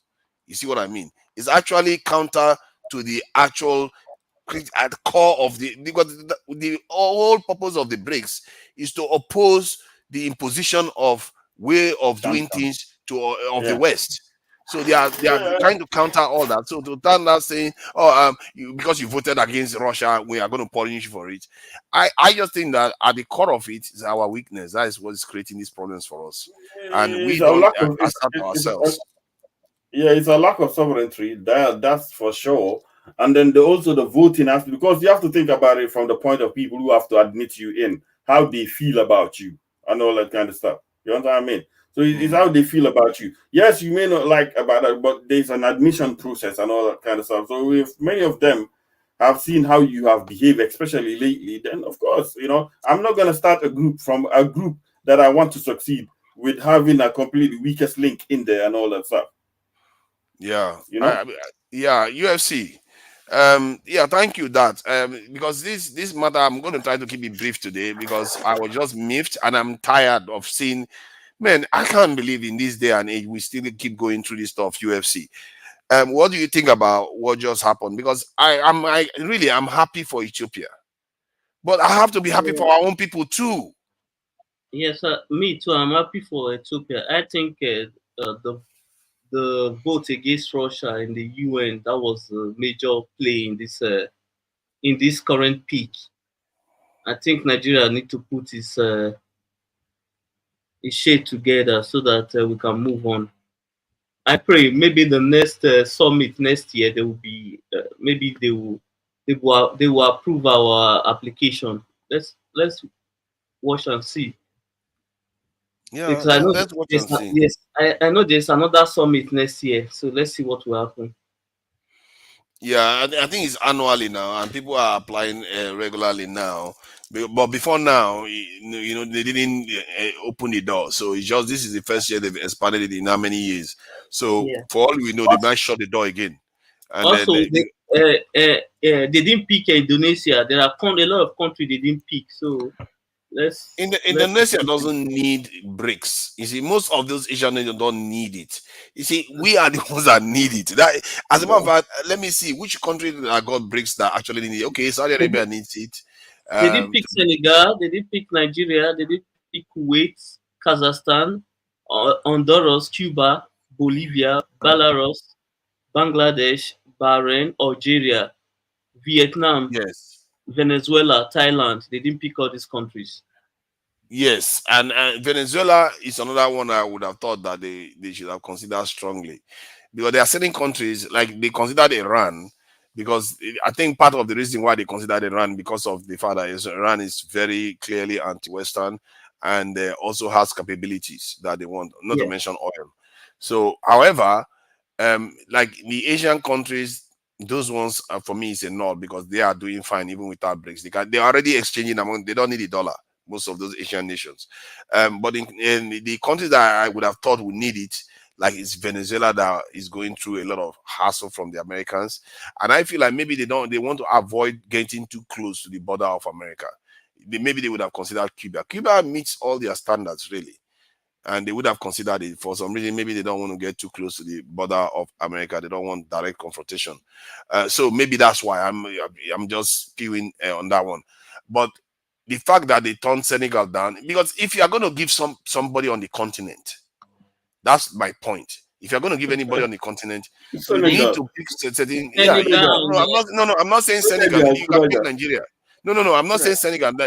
Congo applied, Nigeria applied, Senegal applied. I think Morocco also applied. So, or Algeria. I think Algeria applied. So, if you want to give countries, you have to pick one major nation. Like in the case, that's why Nigeria is quite a strong candidate. Except they fear that Nigeria is not going to be very loyal. But Nigeria is a very strong candidate. Nigeria, in terms of entertainment, we technically dominate the continent on that. In terms of oil production, we produce a lot of oil. In terms of market, we have a big market. To Nigeria, also our leaders are too compromised. The Western countries, the United States, the British, they have all their information. Most of their words are being kept there. So our leaders are just too. Our leaders are compromised. Our leaders are quite this thing. They may be compromised, but other nations too, their leaders are also compromised. You see, that's the thing. Saudi Arabians, depend on the level of compromise you are talking about. As the Egyptians work with the Americans all the time, are even against the Palestinians, their own people. They work with them all the time. This in Saudis work against even the Arab world, because sometimes the Arab world, they prefer Islam than monarchy. They don't like monarchy, this thing. So they work against their own people for that. But is it the current reality? Is it the current realities to Niger at the moment?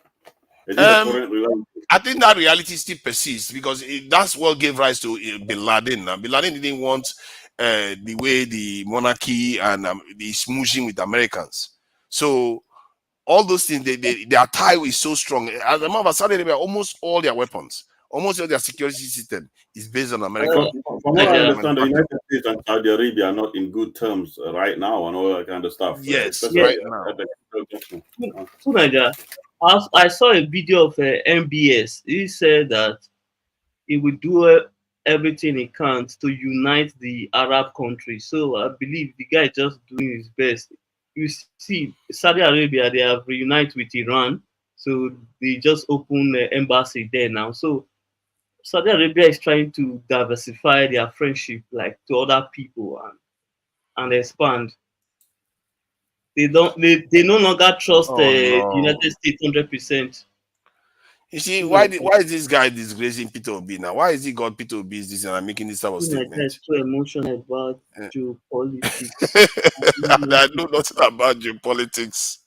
Why don't you educate me? And you are insulting Peter Obi by saying this stuff and having his picture there. At least call in and give come and share your opinion. Let's see. Call in and show us your geopolitical this thing acumen. We are all fine. If you correct me, I will take it to like your principle.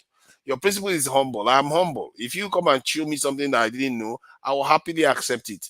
But don't call me emotional, because I reserve the right to be emotional about things that are happening to our people. This is real life.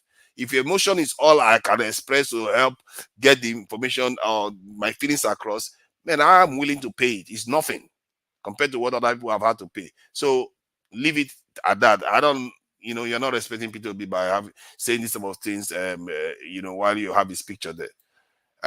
All right. So who is next? Madam President, who is that? Kezo, are you sharing something? Okay, so you're busy doing something there.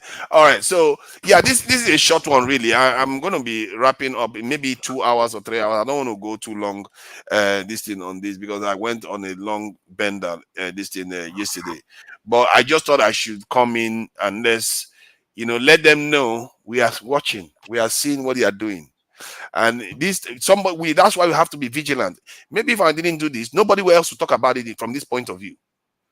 Nobody. And we tend, because our people generally, they don't care about these things. They think the discussion we should be having is the Fulani man said, and what this one said, and who drives bulletproof car and who didn't drive bulletproof car. That's the kind of conversation we keep having day in, day out, when we should be looking at what is going on around us. Because in the end, you can talk about what is happening inside the house as much as you want. If there is a hurricane coming from outside and you're not aware of it, you could get swept away. History has suggested that what is going on out there often matters more than what is going on inside. If we don't pay attention with what is going on outside, we are going to lose everything that we are arguing about inside. So, and this is why this type of discussions are important, because we are talking technically geopolitics, and Nigerians don't do geopolitics a lot. We don't. That's why they didn't. No, Yeah. and Nigeria does jollof politics. Oh, yeah, you want to start there. You want to start there. You want to start. Let's do the Kenya there. This the business, Mr. Wanga. the Wanga. Apparently, the Wanga people just have a stadium. A stadium is the size of their kingdom. A stadium. Let me say something. Yeah, go ahead. Yeah. Yeah. Let me go back to my initial commentary, that I said about Nigeria being the third largest economy or second, and everybody was going hoopla like I said something wrong about him. I think the problem people have, is people doesn't confine to their own narrative. They become so bombastic and and stop talking some gibberish stuff. Regardless of where I got my source, my source is my source, and I will stick with it.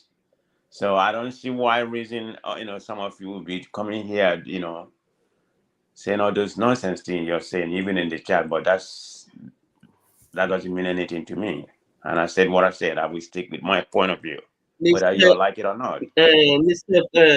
Prestige, we don't accept alternative facts here. We don't. Just because you don't expect me to be speaking good about Nigeria. You can speak good about Nigeria. You want? I'm gonna tell you how I feel.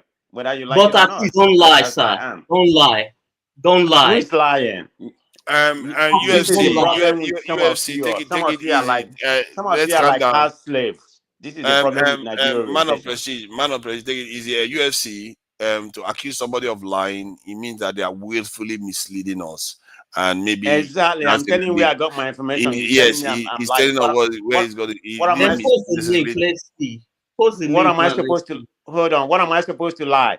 What has that supposed to benefit me? Is it putting any food in my pocket or money? Post the link. Let's share it here so everyone can see. I don't have to.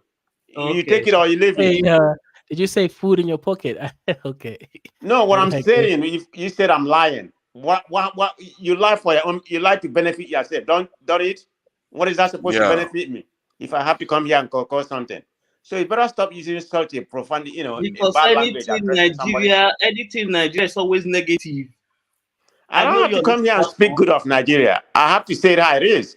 All of you can speak how great Nigeria is, or try to, just live say in a fantasy island when something is not true. There's no need the problem with you Nigerians. There's no need to lie. Okay, you keep on using that word lie. Don't use lie. Don't use the word lie. It's a loaded term. I think what I'm going to say, you are very unschooled. You're unschooled. That's why you're using that word. Come on. Okay, let's exercise a bit of decorum, and maybe UFC. You don't even know me. See, there are people listening to this. Accept you were wrong, but you are trying to play game here. You were wrong. Okay, but UFC, you know what? I'm gonna ignore you, facts, and you stay in your own lane. Okay, just stay in your lane. Okay, so I'm just trying to get this straight so that we understand. We have to try to keep this civil. And UFC, I understand that you don't like the idea of people bad-mouthing the country, but you also have to, understand that some people get wrong information and they believe people because they trust them. So you can't just assume that they are willfully misleading us. And that's why when you call somebody a liar, you are implying that they are willfully misleading us. I understand the passion. Some idiot on the chat said the reason why I'm lying is because I'm a Biafra. Say Biafra, I don't want anything good for Nigeria. You see how people behave? Yeah. To be fair, there are many people that say that they believe in Biafra, and some of the worst insults they insult Nigeria. Some of the worst insults you hear about Nigeria comes from them. That they really say some awful things. That they to the point where they say they hope that Nigeria happens to you and your children and all the rest of it. All kinds of different things. They call Nigeria a zoo, and all kinds of names. I had an Igbo friend. I had an Igbo friend that was always on the Nigeria calling it a zoo. Nigeria is run by a zoologist. He said Jonathan was a zoologist. But that's the opinion. That's the opinion. You can't quarrel with that, and you can do nothing about it. You can't. They said Goodluck Jonathan's degree was a zoologist. That's what his degree was. And all that. Or to effectively run Nigeria, you must be a top. That's terrible. Let's love each other. We're all Africans. Some of us are Nigerians, and I want us to see more promotion of a healthy, debate style where we bring facts. And then let me ask some of you here: why are you just going to be posting some narrative that's not helping the country? Why not call a spade a spade? No, because we have to be able to show love and unity. The only way how is love going to help you? If you don't take part and criticize them, make sure that we trust each other and we can develop. I don't know you, but we can come here, and talk about the benefit of Nigeria. You can come on your own narrative. If you're one of those people who just want to buffoon about Nigeria, praise them, that's fine. But I'm going to come from a different angle. Maybe the leaders in Nigeria will hear about it.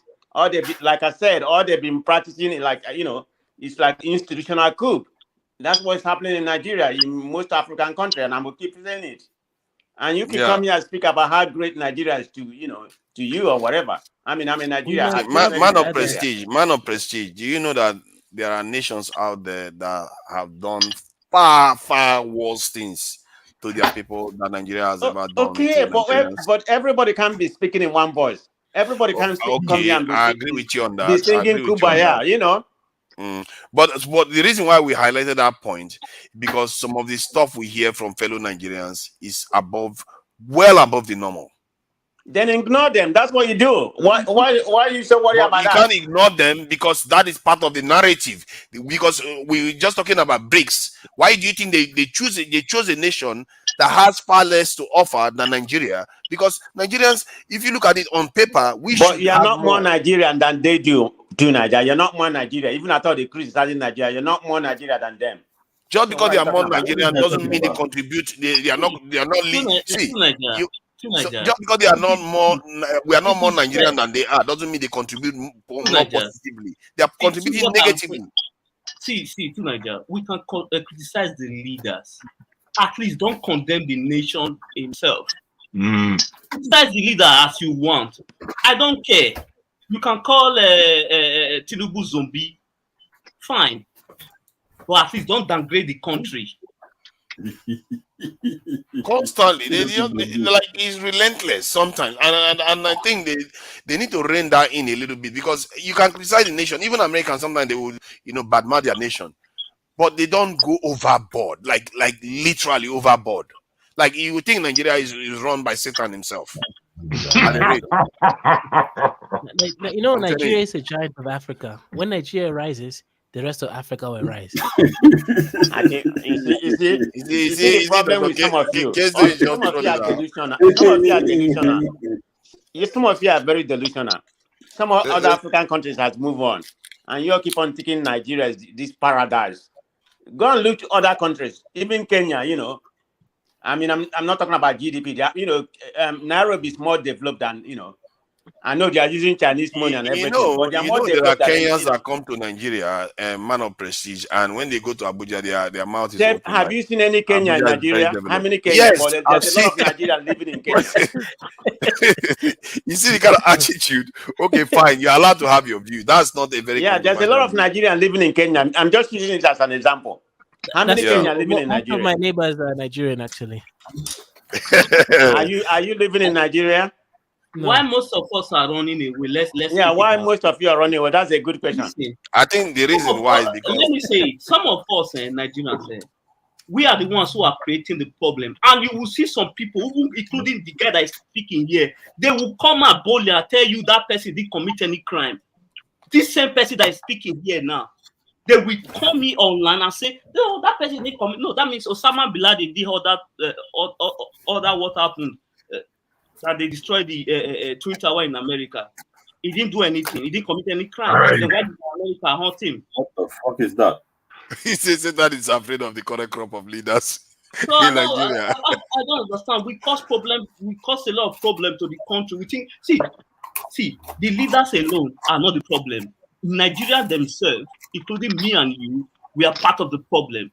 Even if we create most of the problem, not the leader. We cause a lot of problems for ourselves, and sometimes we internalize it too. You know, I've spoken to many Nigerians. You find out that there is this idea that others are better somehow. But it's a very strange thing, though, because Nigeria's problem in Nigeria is that you have led the leaders, enslaved most of you, and most of you have turned to become a hard slave. You can't get away from that conundrum. See, talk is cheap. What are you guys? Okay, you live in California. What are you doing to empower the country, to make change, to create the change that you said you want in Nigeria? What are you doing? I have business in Nigeria. Okay. That's enough. That means you are benefiting from the country you are insulting. Wow, that's a good point there. That's a good point there. No, it's not a good point. The country you are but it's insulting. benefiting from the country that is insulting. What do you mean by that? The world is a global village. Wow, the world is a global village. Yeah, Nigeria is part of that village now. When you were bad Nigeria, you didn't think that Nigeria was part of the village. Oh. Now you can I say something? Yeah, go ahead, please, Jago. Welcome, Jago. Thank you very much, guys. Thank you. I watched your program yesterday with a lot of intent. I was actually trying to get in, but something was going wrong. It didn't allow me to go in.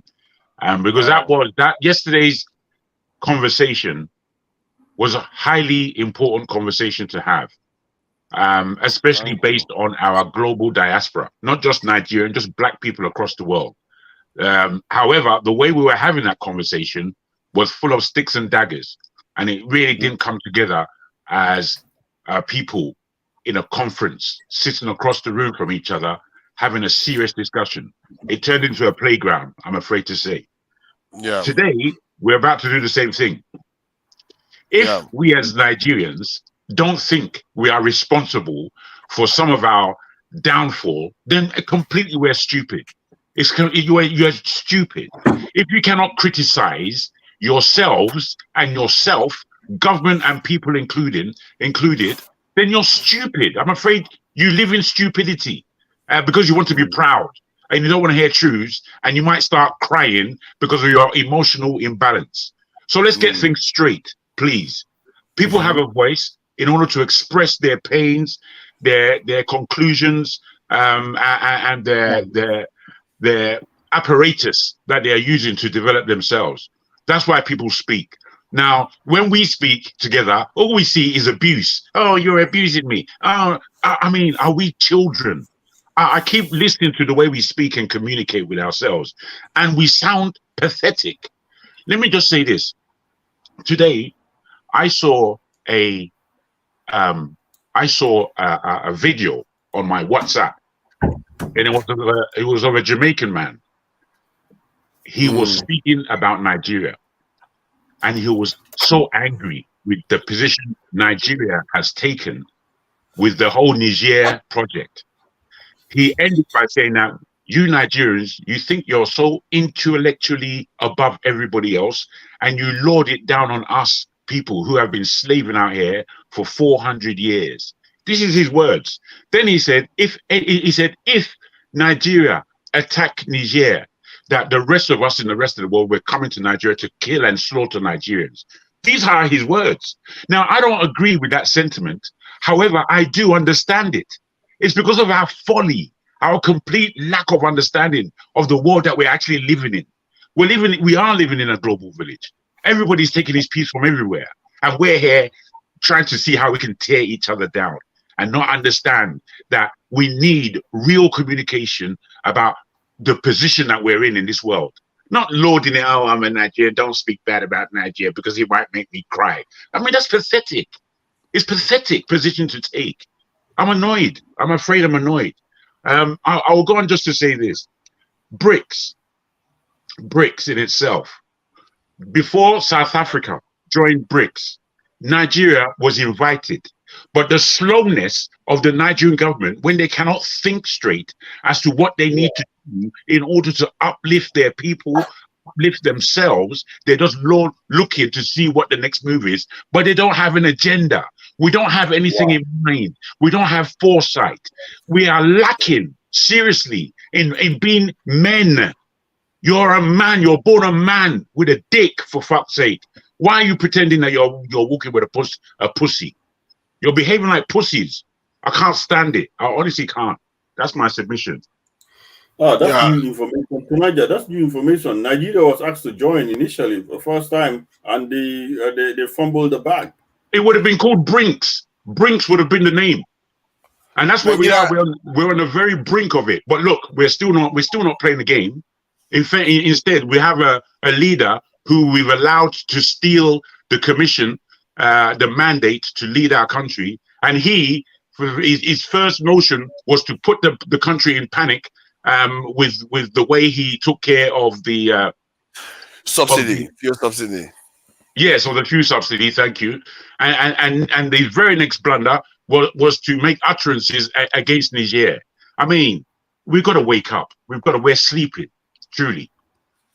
Yeah, I appreciate your contribution because, and yesterday there was a bit of, I think the reason why, the conversation went that way is because we are not, that's in the way most people perceive it, it's not what they are used to.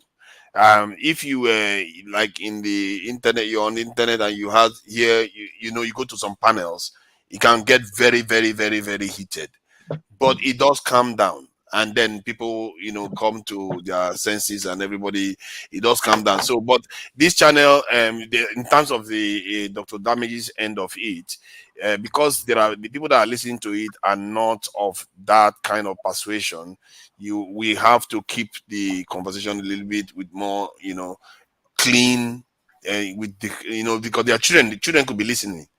This is no. You see, all the bad language and the way you compared, I don't have too much to say. However, I would say that within the comment section and on the panel yesterday, it was awful. The content was awful. Those who were speaking with some wisdom were being misunderstood and misread.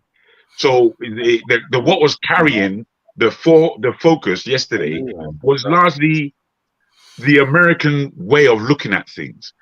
And I don't agree with the American way of looking at things. The way I see the US as part of the diaspora is that they have led and served the black world for hundreds of years. We have to admit this. They have put their neck has been on the line always, more so than us in Africa.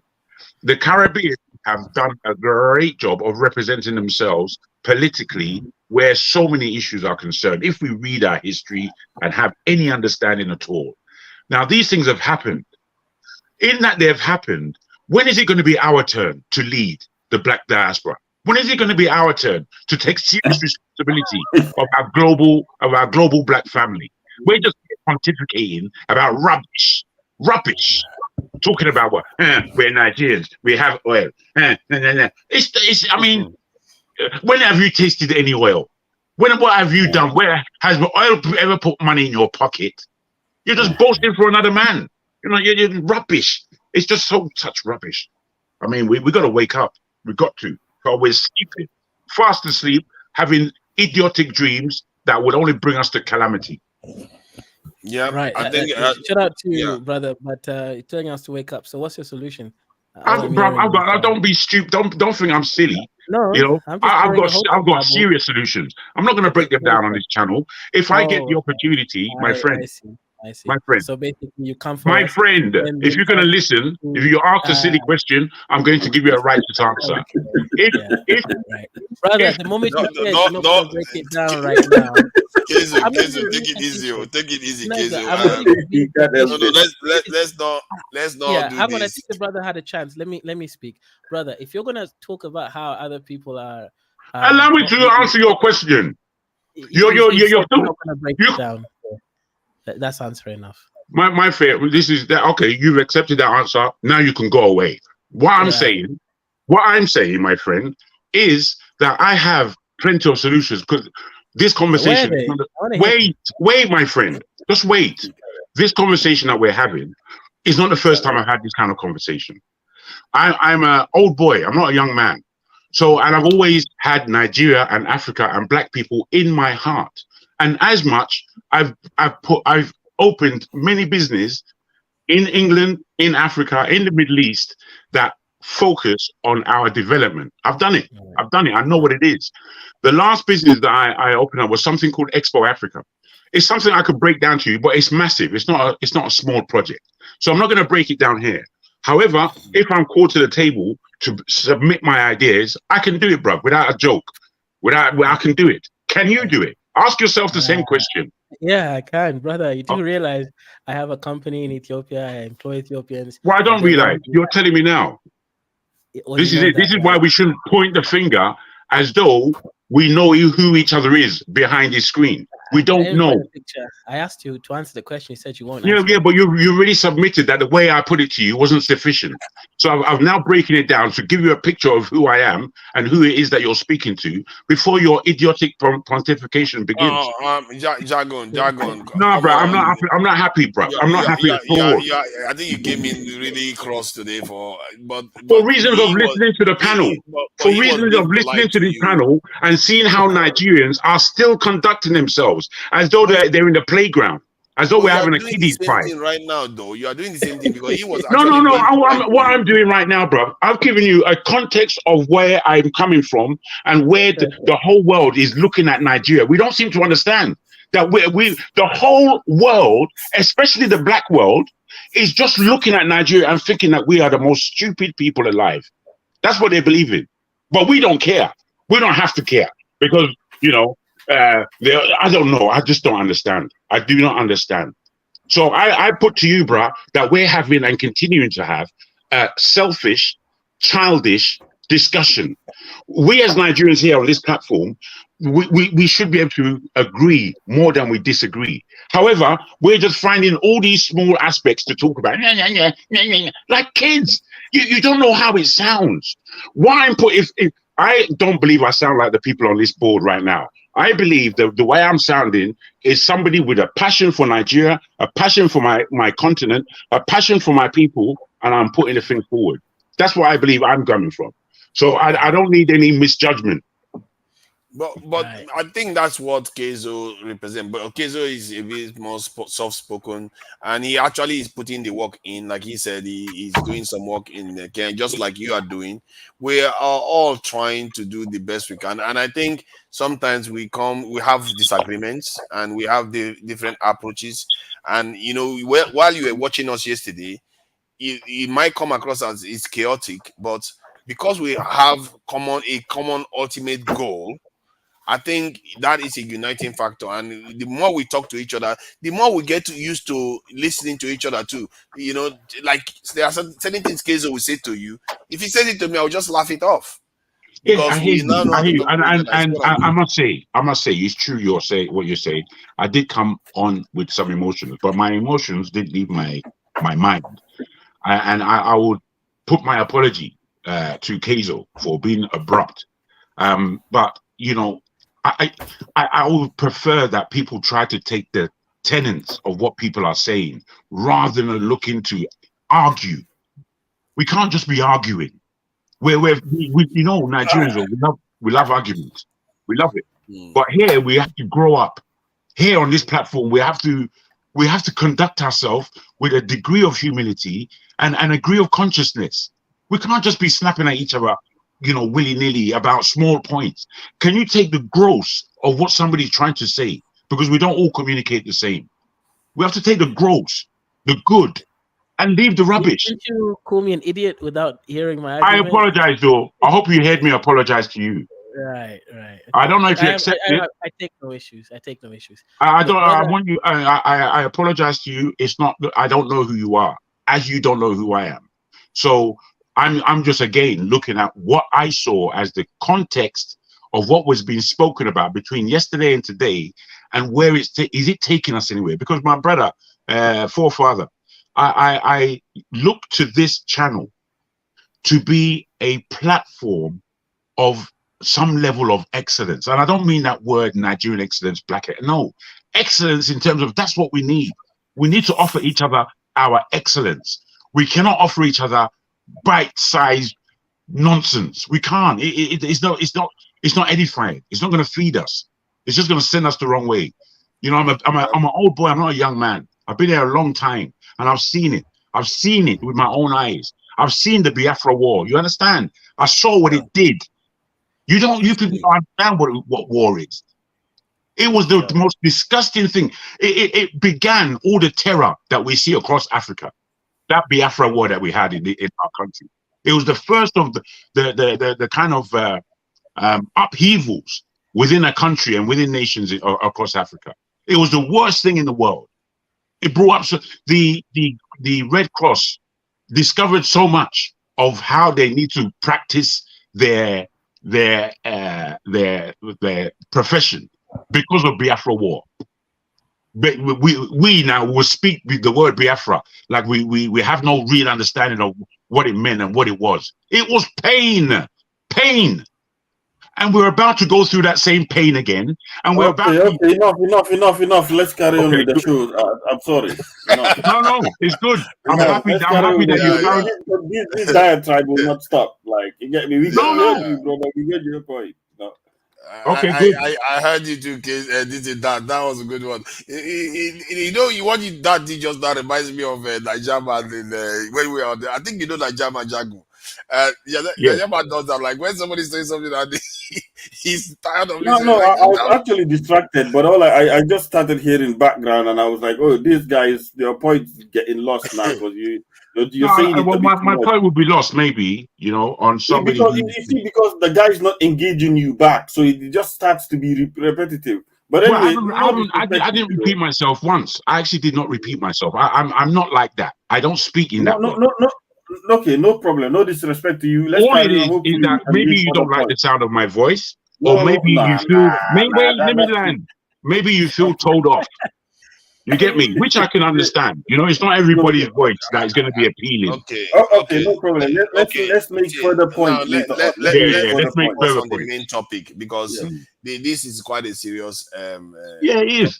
That we're talking about, and take it seriously, man. Yeah, regarding the BRICS membership that just occurred, and clearly none of our general group on the continent was chosen. And if you look at the countries that were chosen, 5 of them were basically, you know, as I did share before, you can circle them in a cycle and they will all fit with each other just fine. And because they are basically particular groups of people that they chose in this set of nations, and they must have their own agenda for doing it, but I don't agree with it because it's basically the same kind of stuff we had before. Look at that. I was able to draw a circle that touches all the other nations without touching the other group of Africans that they isolated, because it's too narrow. The people that they chose. I don't think it augurs well, and maybe it's not their fault. Maybe it's our fault. Tunaja. Yep. Can I say something? In reference to my earlier submission, you know, I didn't come there to badmouth Nigeria, but you know what I was trying to present from a different narrative. I mean, you can come with your own narrative about, you know, what you think why Nigeria wasn't admitted or something like that, whether good or bad. But I'm coming from my own narrative, the way I see what happened. Like, you know, I listed one of the reasons might be the, you know, low economical complexity of the country, you know, weak production capacity, and the fragile physical, you know, position of Nigeria may have, you know, contributed to the reason why. Yeah, they're not, you know, they're not included immediately. I mean, they're still on the waiting list as of today. So everybody can for come that with argument to be correct, the other countries accepted will have to have an above industrialized base than Nigeria. Ethiopia is not more industrialized than Nigeria. It's very far away. That's exactly what I stated before. I said that's the one that baffled me. I can understand the other reason why, and I stated the reason why. This is what they enumerated. This is the position of Nigeria, why they are not invited. Okay, why is Ethiopia invited? Or why is Ethiopia included? That's the main reason. It's because they want to be. They want to be. So are you saying Nigeria don't want to be? Why did Nigeria? I am saying that because it's been offered. It's been offered to Nigeria for the longest time where Africa is concerned. You see, Shetima went there and was lobbying for it. Well, you see, Shetima and Tinubu, his boss, they're very different. If you can just wait a second and look at what Tinubu is proposing for Nigeria. Now, is that going in the direction of an economic bloc that fits BRICS? Just answer that for yourself. Let me hear your submission on that. It's going in the complete opposite direction, my friend. It's not going towards BRICS. So Jagun, you said something about Nigeria being invited to join BRICS. Do you have like any, can you shed light on more, describe what happened? Well, I could put it like this. During Buhari's 8-year wasting of our time, yeah. During that time,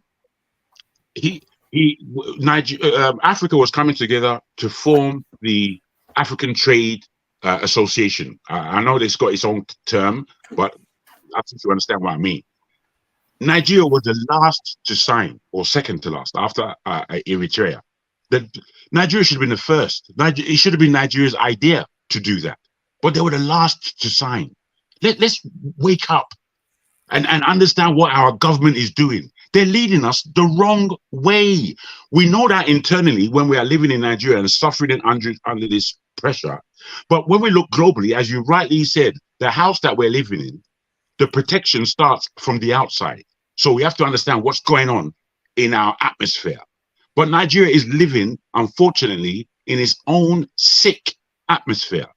We as the people are trying to relieve ourselves of this sickness.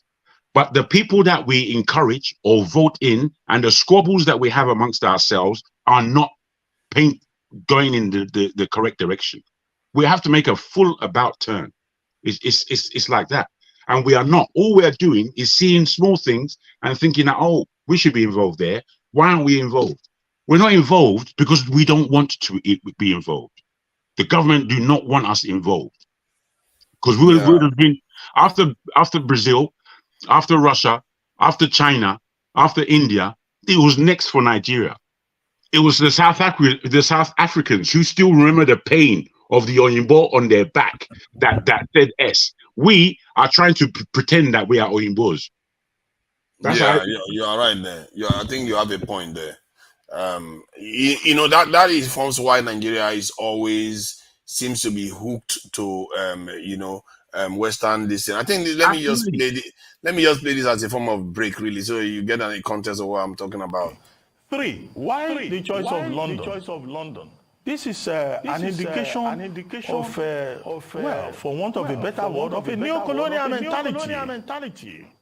Any major meeting in Nigeria affecting Nigeria, our leaders will jump into the aircraft and they are going to London. It's as if some people are genetically, umbilically tied to the imperial attachment, colonial attachment to London. It's as if they think better when they are somewhere on the streets of London.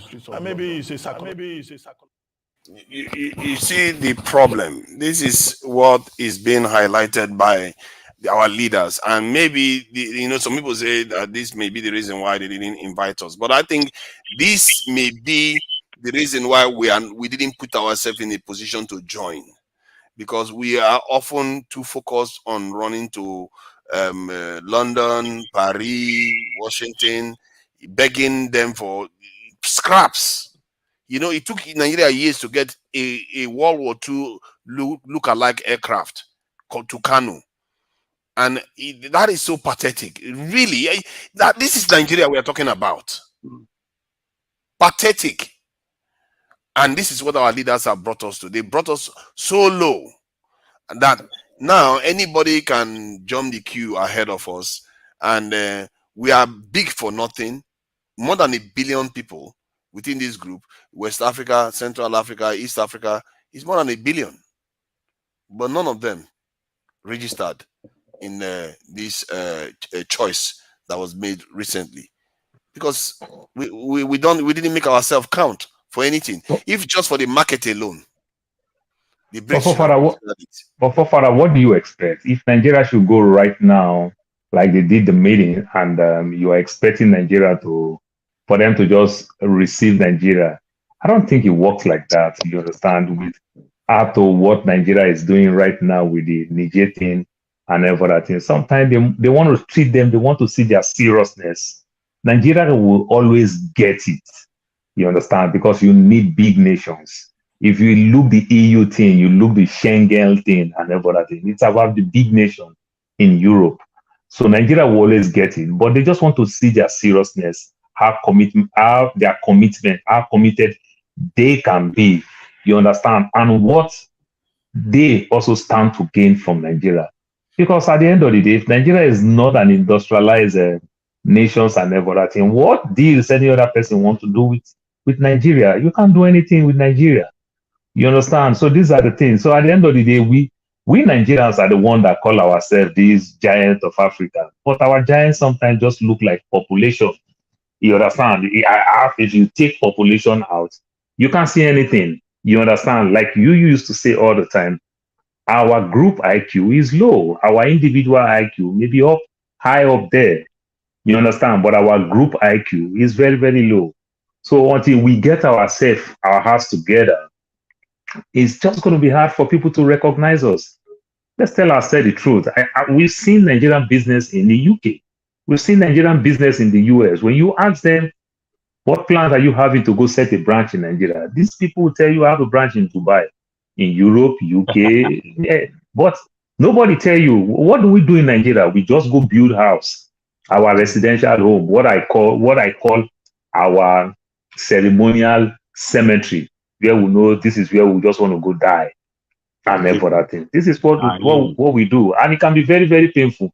Then another thing again, talking about the West, sometimes when we talk other things, a Chinese America that is completely American who have issue in America. In China, they're going to fight to protect that person. Even when he's completely America, born in America, his parent is America. How many times do you see Africa complain when they mess black people in America? We bring ourselves so low. Yes. We don't even protect our 1% of the 1%. The African Americans are the 1% of the 1% black that we're supposed to, even if we want to say we want to go cut a deal in America, let's start with that black. You understand? We don't even protect them. Even make solid statements, threaten and every other thing. These are all the things. You understand? You don't see, look at the George Floyd thing. Do you hear any comments from South Africa, Nigeria, Rwanda? Do you hear any comments like that? Strong words and every other thing. When we're talking about Chinese, these are Americans. You understand? But they're going to make statements. You know, the Chinese is pumping all type of loan in Africa, in new war, what I call the media war, so that when and look back and people will vote and support what they are doing. This is what the West has been enjoying for decades. This is what the Chinese now started playing. It's time for Africa to wake up. We need this group IQ very, very well. If we don't do it and everything, we can't go far with it. We can't go far. We can't be telling people, check, go online and go check most educated immigrants in America. You see Nigeria. But if you look for Nigerian business in America, you can't find one. But you see Mexican business everywhere.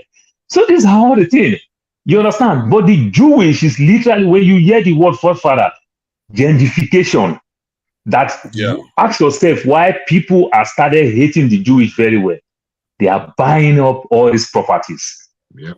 That's why some people just hate them personally, that these are the Jewish people that bought my grandfather's home. These are the people that bought. How many Nigerians that you hear that Nigeria is buying up all these cities? Go and look at Newark, New Jersey. Go and look at Bronx, Queens. What the Jewish are doing there. You understand? Does these people really have money? Is it that they're bringing money from Israel or somewhere? The answer is no. You understand? But they still find a way to come together. We really, really need it. Sometimes it may not even be a group of friends. Sometimes maybe they might even talk to their country. They might even get some type of soft loan all the way from Israel that they can use in putting all these businesses. For further, the way the Americans will talk ignorant about the Arab people.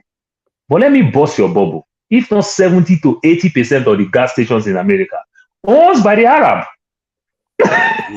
Ask yourself that question. If we say, oh, these are bomb people and they give them gas station to run and everything, won't they use that thing to one day they unite together and say, okay, let's release? Just imagine what will happen.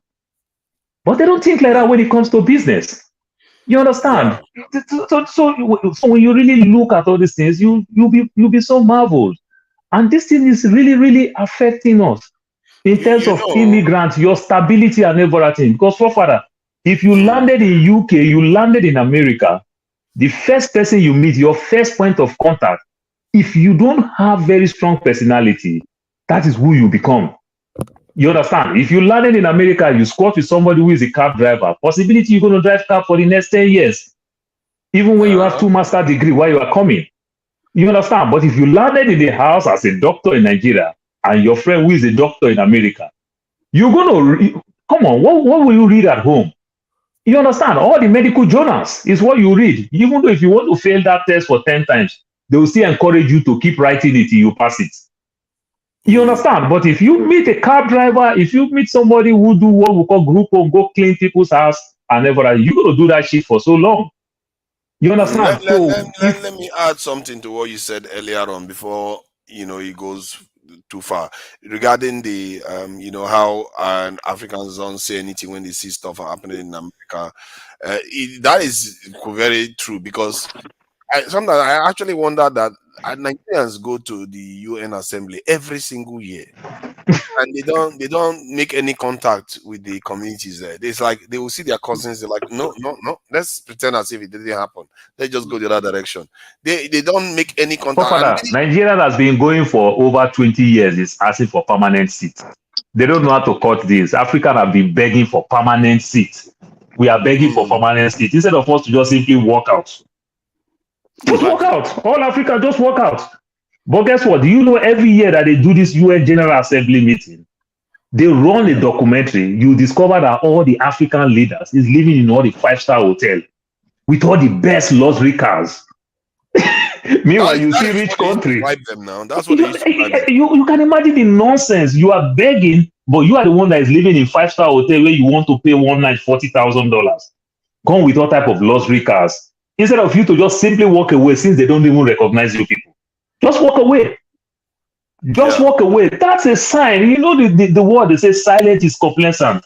You understand? Sometimes silence might be very big threat. Just walk away. Don't attend the meeting because we don't have anything to contribute. Yeah. And the thing I like about these BRICS is that at least it will give us alternative to dollars, and we can start buying things like straight from China without having to change to dollars and lose value. All those things. I like that perks that it comes with, and I think Nigeria can still do it even without joining BRICS, because Buhari was almost in the process of doing something like that. Because a lot of our goods are coming from China. If you have Buhari was scared now. Obama literally made Buhari president. They cut off Jonathan completely. So Buhari was scared with the Boko Haram thing. If he ventured to try that, even though those Second World War jets, like you used to call all the time, forefather, they will stop him. He was scared. This is how weak we can be. We don't ask for things like it's our right. If you don't give us this, then we too will not give you the other one. We don't. India is landing on the other side of the moon, and we are begging for Tucanos. And it's not like they have 5 heads. So, and we're talking about we are begging for permanent seats in United Nations Africa. My brother, what is wrong with us? What is wrong with us? No one's asking that question, brother. We are begging.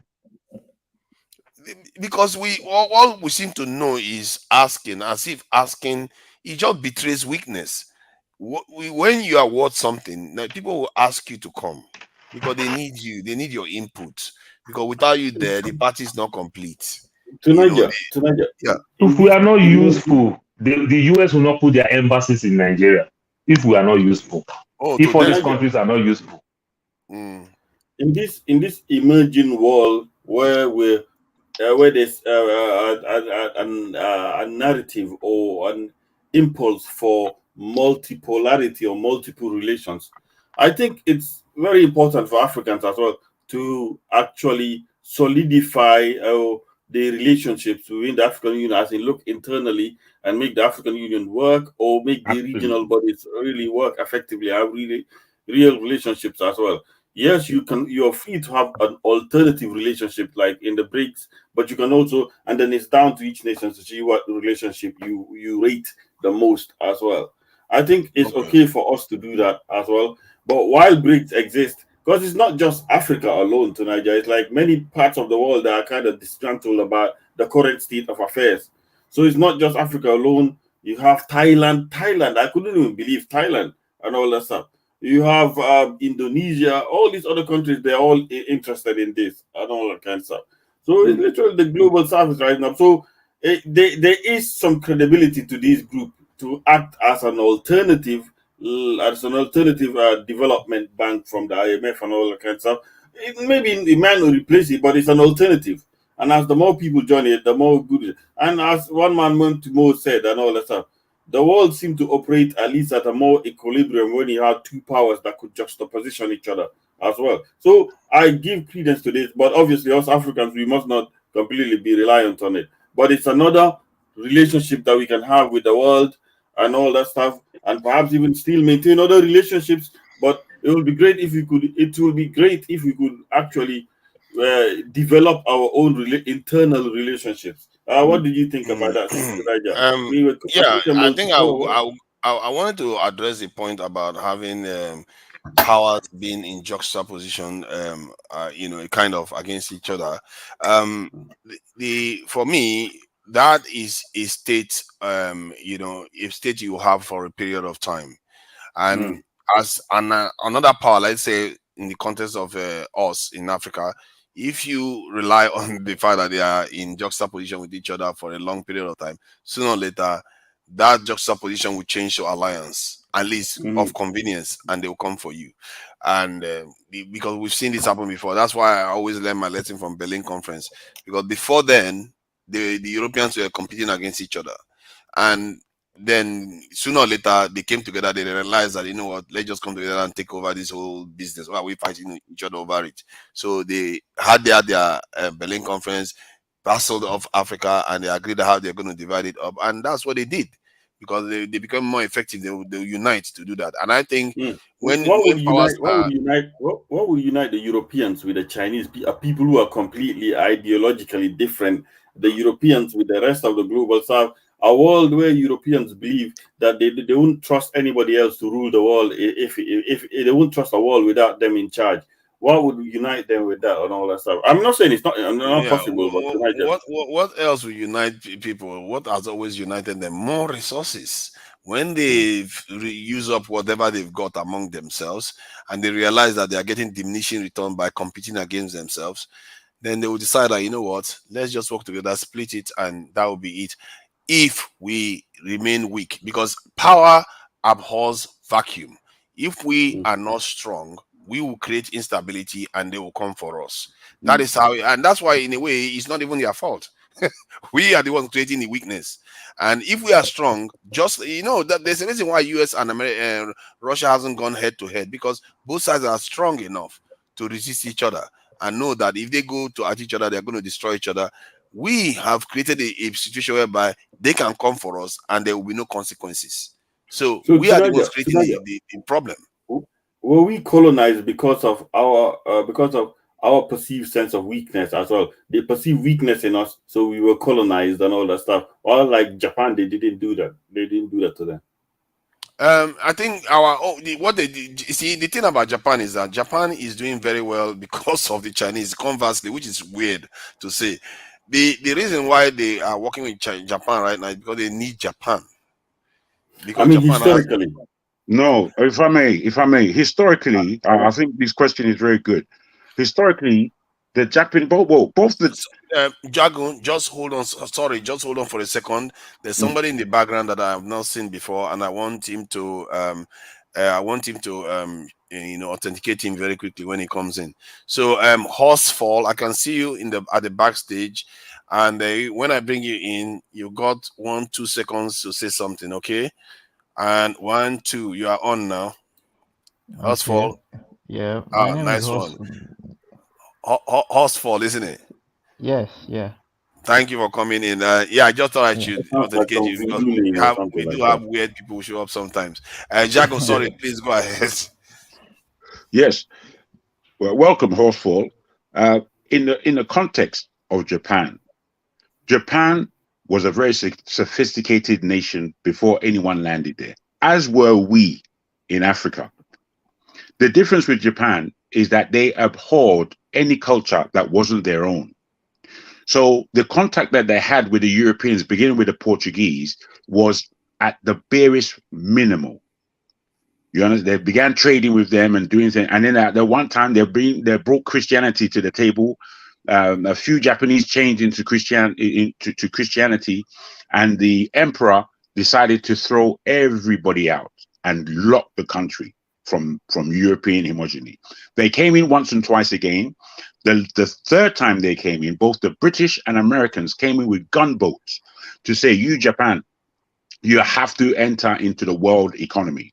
If you don't, we are coming to bomb the grass out of you. They didn't do. The Japanese now conceded. In them conceding to the Western will, they traded with them. They learned from them. They built their economy and industrialized to a certain level. When now they saw how strong they were, they joined the Germans in the Second World War against America, Pearl Harbor. They were the first one to drop bomb there. You understand? And then they ended with Nagasaki and Hiroshima. Now, Japanese, understanding what power is, they really did bow to the power of the West at that point, which is why you see the tie between Japan and America so tight. But it's a complex thing, and it can't be just brushed over. It's a complex thing that is tied. Their history goes back. I'm aware of some of the history. One of the history that they had with the Japanese has something to do with Australia. And that was a bit of a sad history because it eventually led to serious resentment by the Chinese of the West, and eventually led to the Second World War. And I think Americans don't want to repeat that. And not to mention the fact that the Chinese was growing and we're becoming a growing threat to them, and they have to keep them in check. And this is what they do. Whenever they need you to keep another group in check, they work with you. They work as closely as possible with you. And they are doing it with India right now. They are literally offering India nuclear submarines, offering them all kinds of perks and deals. So they do these things because they need you. If they don't need you anymore and they are still more powerful than you while they don't need you, you are in trouble. And it's your fault.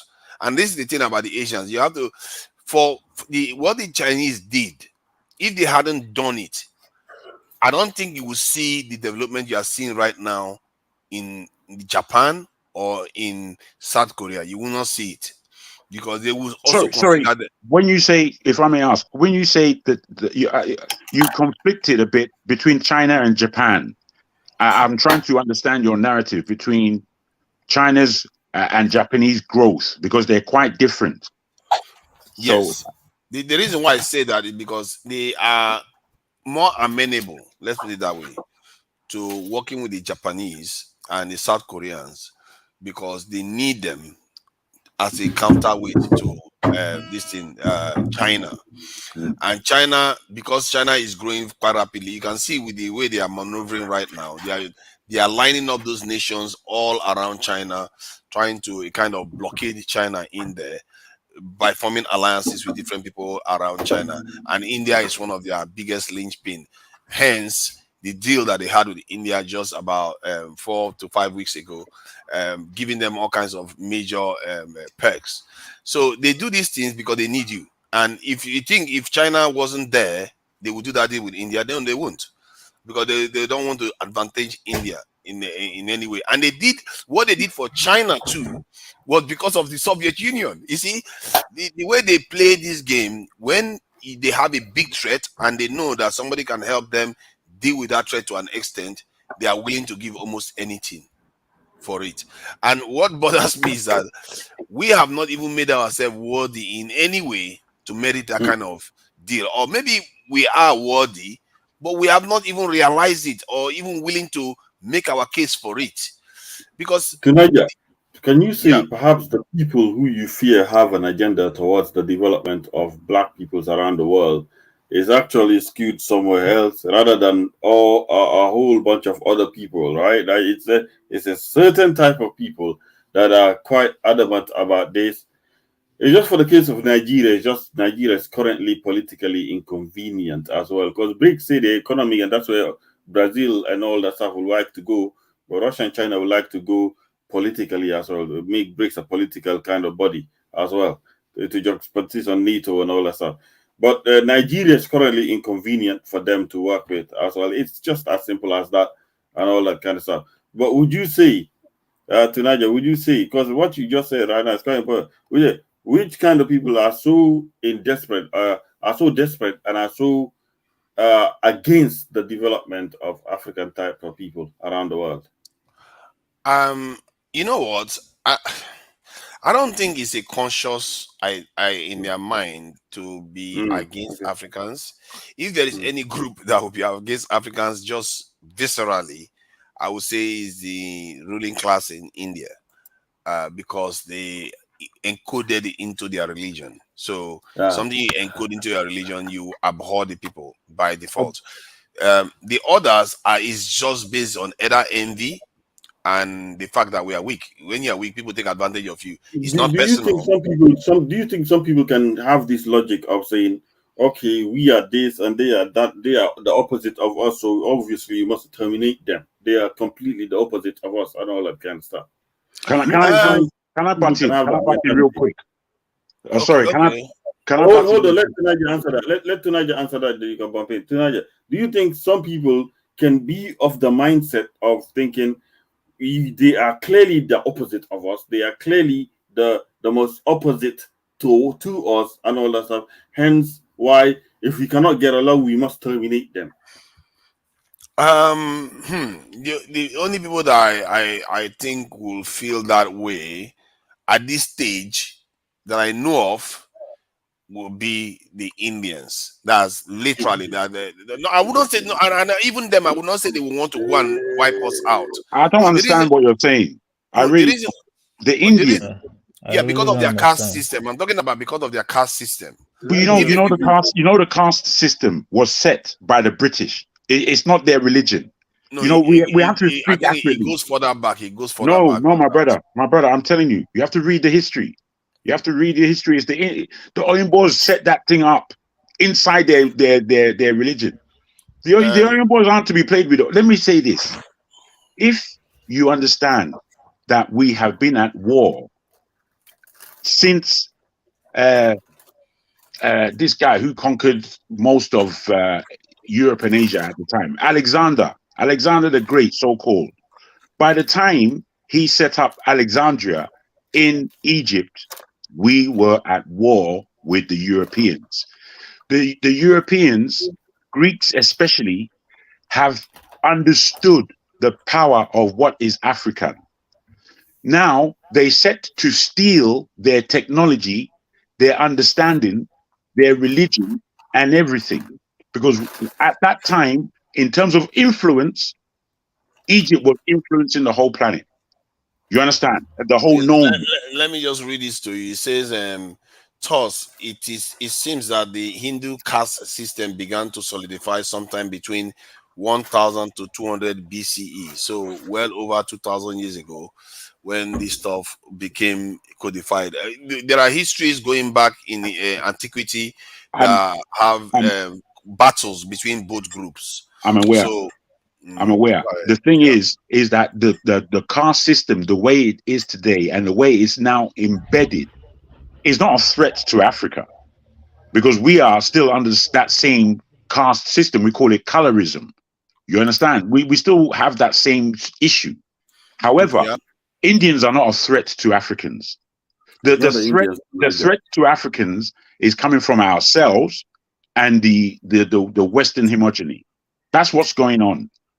And I'm saying that's been going on since Alexander the Great conquered Egypt. That's how long it's been going on for.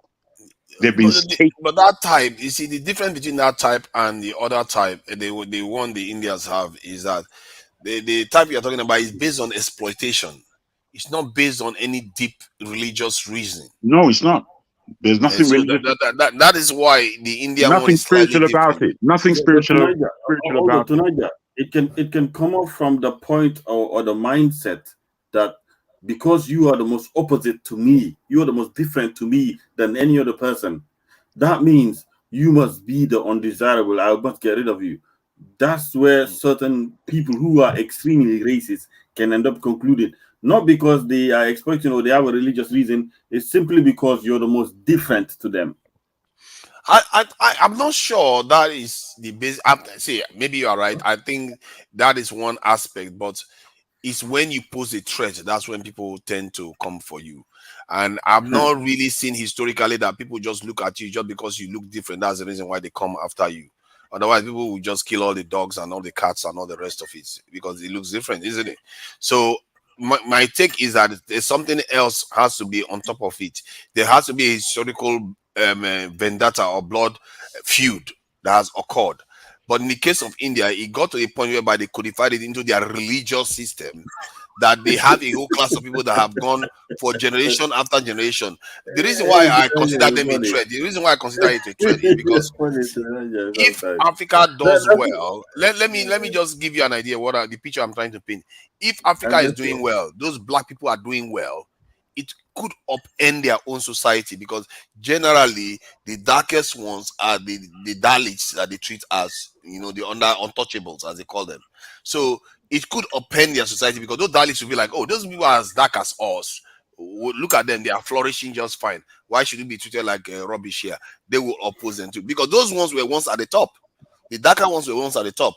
Long before the Aryans arrived, the lighter ones conquered them. So that is why I think their own system is a little bit more visceral. And I see it in them. When you see some Indians, they can't help it, because they grow up thinking like that. They grow up, their religion is literally based on that. So when they see a black person, they can't help it but have that bias there. That is my point. Sorry, Horsefall, you've been around for quite a bit and been very patient, and thank you for coming in, Horsefall. What do you think about? Well, you can always go back to the BRICS. That's why we are here after all.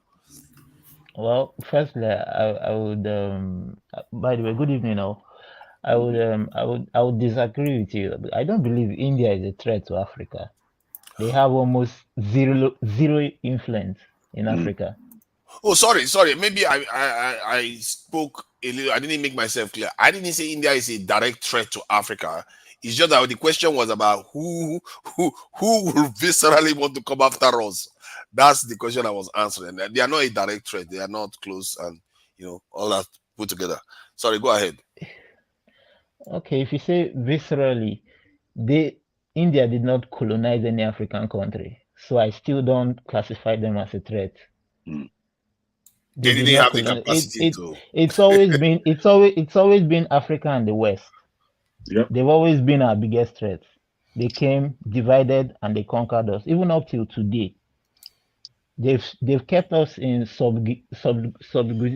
subjugation by creating borders only in Africa. If you're European, you can travel to Africa, but an African cannot easily travel within Africa. It's not something that we should say no. No, I don't believe it. Indians they pose zero threat to Africans. The Europeans, even up till today, look at what's happening in Niger. Why would a country like France still practice neocolonialism?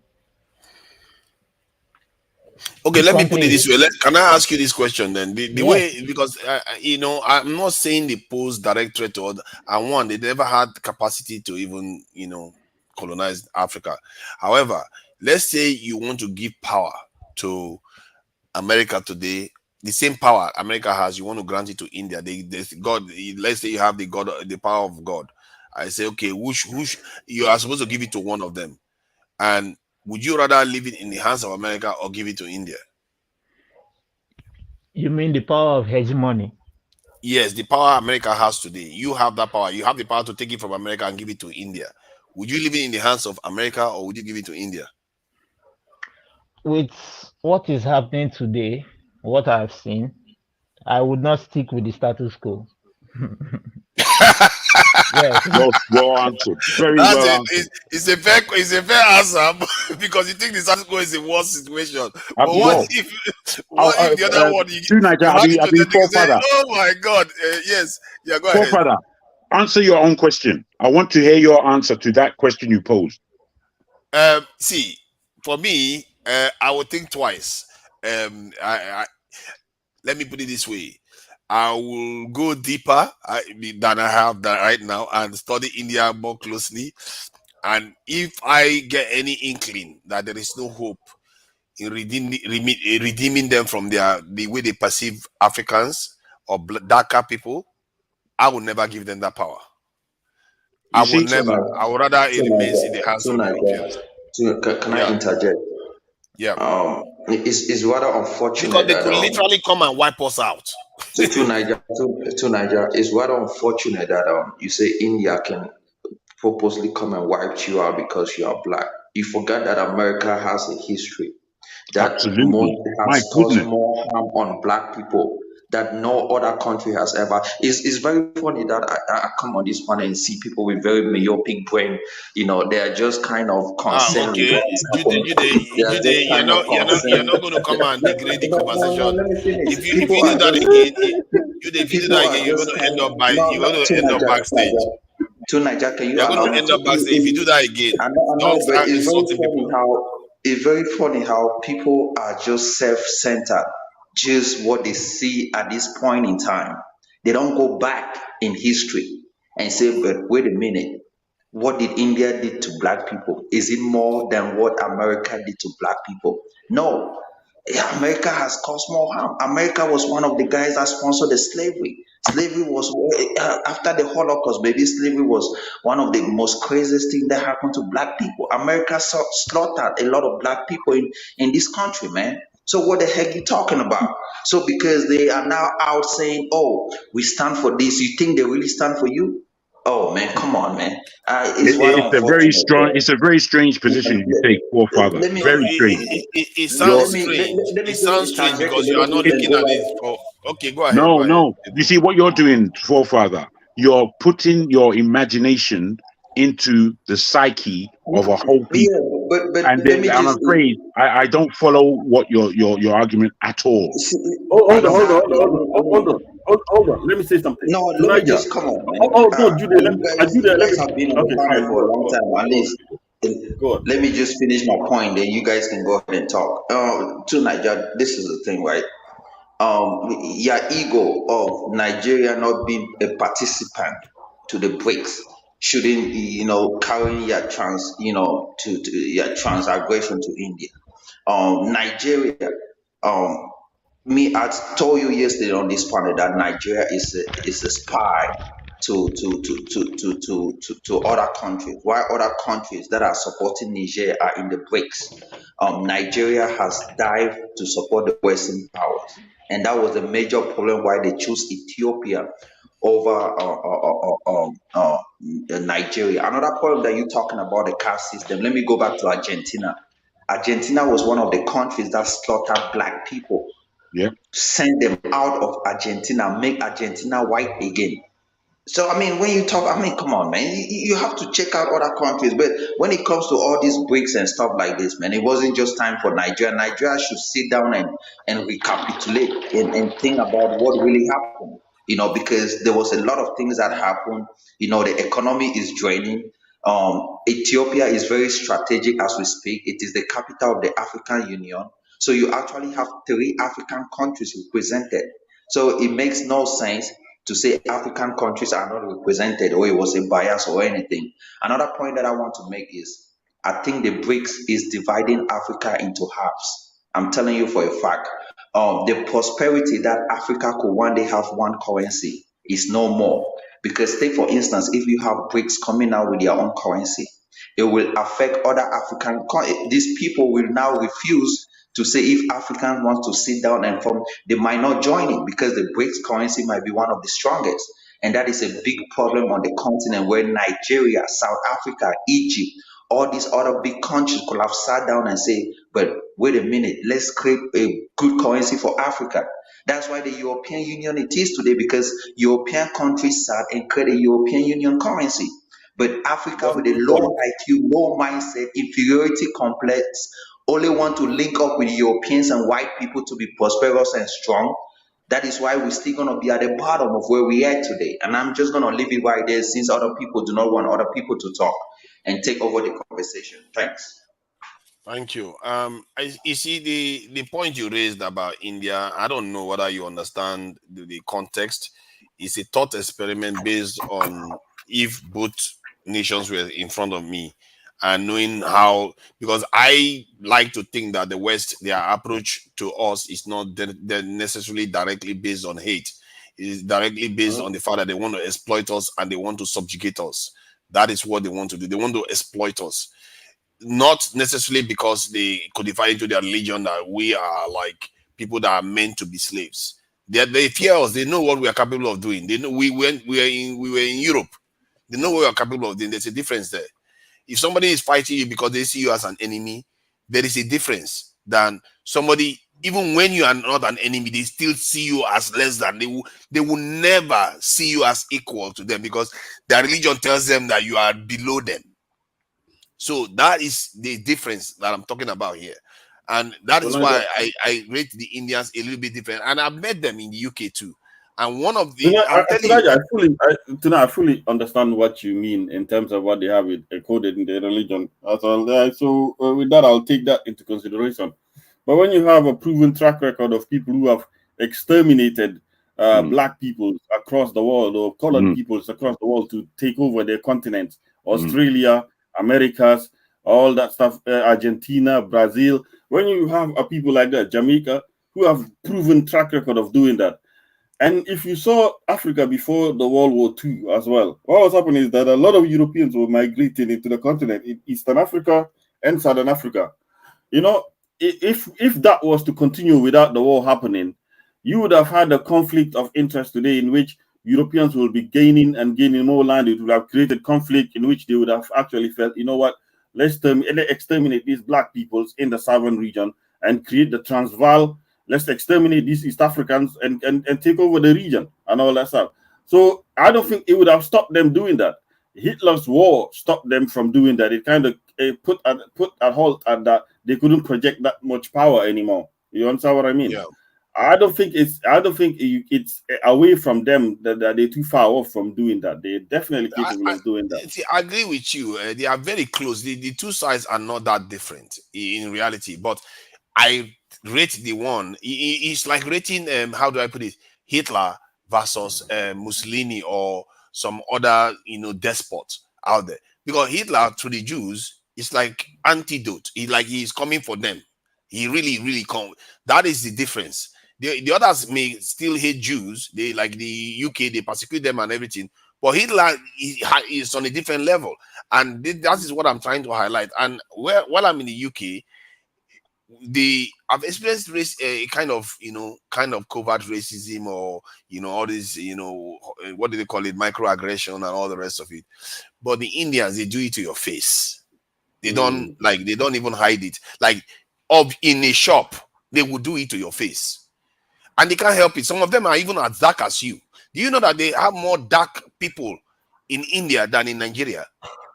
But yet, those same dark people will see you, and it's almost like they have been conditioned to even hate anybody that's even the same color as them. To Nigeria, may I interject a bit, because that's why I came in. Yeah. Oh, black experience. I think that's the first time I've seen you on any panel. No, I'm usually at on a politics with Obi once in a while. You are welcome. Once in a while. But my brother Jagun is right. Okay. Have you heard of the great city or great civilization of Zimbabwe, the old one that was discovered in Central Africa? Yeah. Okay. Now, if you study the history of it, you can watch any documentary, you can go online and Google it. When they arrived at Africa, they were searching for another civilization that was created by the Aryan race. The Aryan race. Have you heard of the Aryan Brotherhood? Yes. That's a racist organization that believes that it was white people from Atlantis or from somewhere that had powerful technology that came down and civilized the whole earth by themselves. So whenever they found any civilization, they would say, oh, it must have been them that were here to create all these massive structures, because these primitive people, especially the Black Africans, can't build anything. So you have to apply that to India, Nigeria, South America, the Polynesians, and even to Carthage. You know, there is a narrative that wants to drive home. Hold on. The narrative is very simple. We created civilization and we brought civilization to humanity.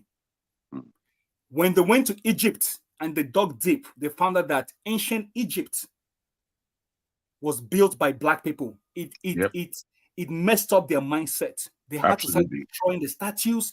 They had to start writing history. They had to just wipe out Black people from the list. Now, the question is, why do Indians treat the dark skins the way they do? It's because it was done purposefully. It was embedded into their brain, saying the northern Indians are better than you, obviously, because they're part of the Aryan race based on language, linguistic. Thank you. Now, the southern Indians, as of 10 years ago, have done their own research, digging into their own history, saying, no, the caste system was never based on skin color. A Brahmin could be Black. They have Black Brahmins. Give this guy a round of applause, man. Thank you for the accuracy, my friend. And not just the highest order in the inner society, the warriors and the priests. There were Black people there. So it was never about race, but the British and the French, while spreading their Aryan race theory, they just basically say, oh, it must be that the white northerners conquered the southern people that were primitive and then gave them civilization. Say no. Most civilizations started from the south of the whole equator, all over Earth. Okay? Nama I, which was the first emperor of Egypt that combined Upper and Lower Egypt, was purely a Black man. Is an African. And the ancient Egyptians themselves said that they came from Uganda. They didn't call it Uganda. They call it Buganda. No, not Buganda. No. They call it something of the gods.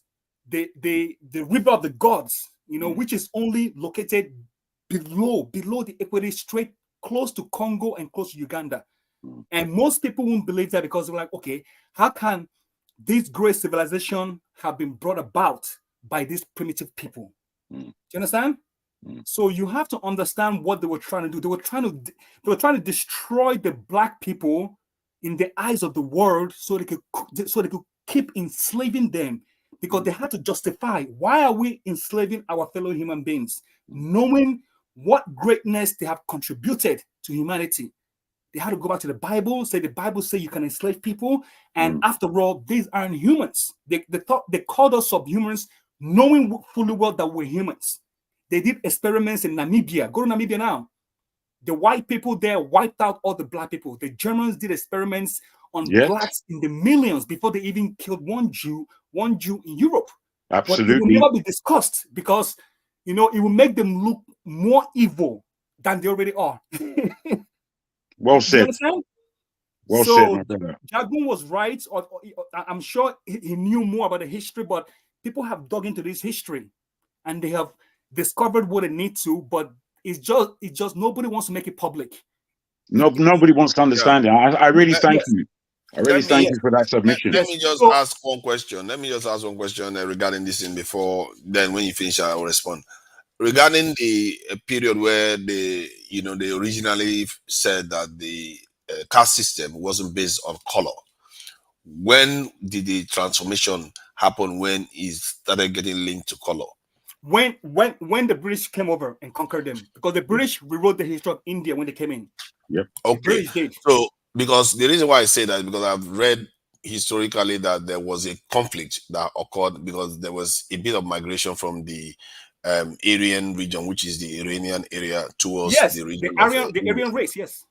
Yeah, so there was a conflict between both sides. The Dravidians that are in the southern part of India now, They used to be the most dominant group, and they are the darker ones. Yes. And when those ones came in, because of that conflict, and when they won it, they encoded it into their religion to keep them down. The Dravidians down. So that is, anyway, that's the kind of context. So if that was the case, the lighter one from time immemorial already put the darker ones, saw the darker ones as less than. So to say now that it's the Europeans that encoded it into their system, I don't know. Obviously, I'm not going to sit here and say I'm an expert in Indian history. That's why I even said before I would consider handing the power to America or India, I'll go and look deeper into India, because I don't necessarily know categorically the facts on these matters. I can go deeper in there for you. I can go deeper, okay? It was a simple war based on climate change. It was a climate change. The Northerners, the Northern Indians, the one from Iran, were going through whatever they were going through. You know, the weather was changing. They needed more food. They needed more land. So naturally, they came further south. Whenever the North started to mess up, all humanity everywhere went south, even in South America. Because even in the Americas, before the white man came, they were pushing down from North America to South America. So when you push down, you're going to encounter people that were there before you.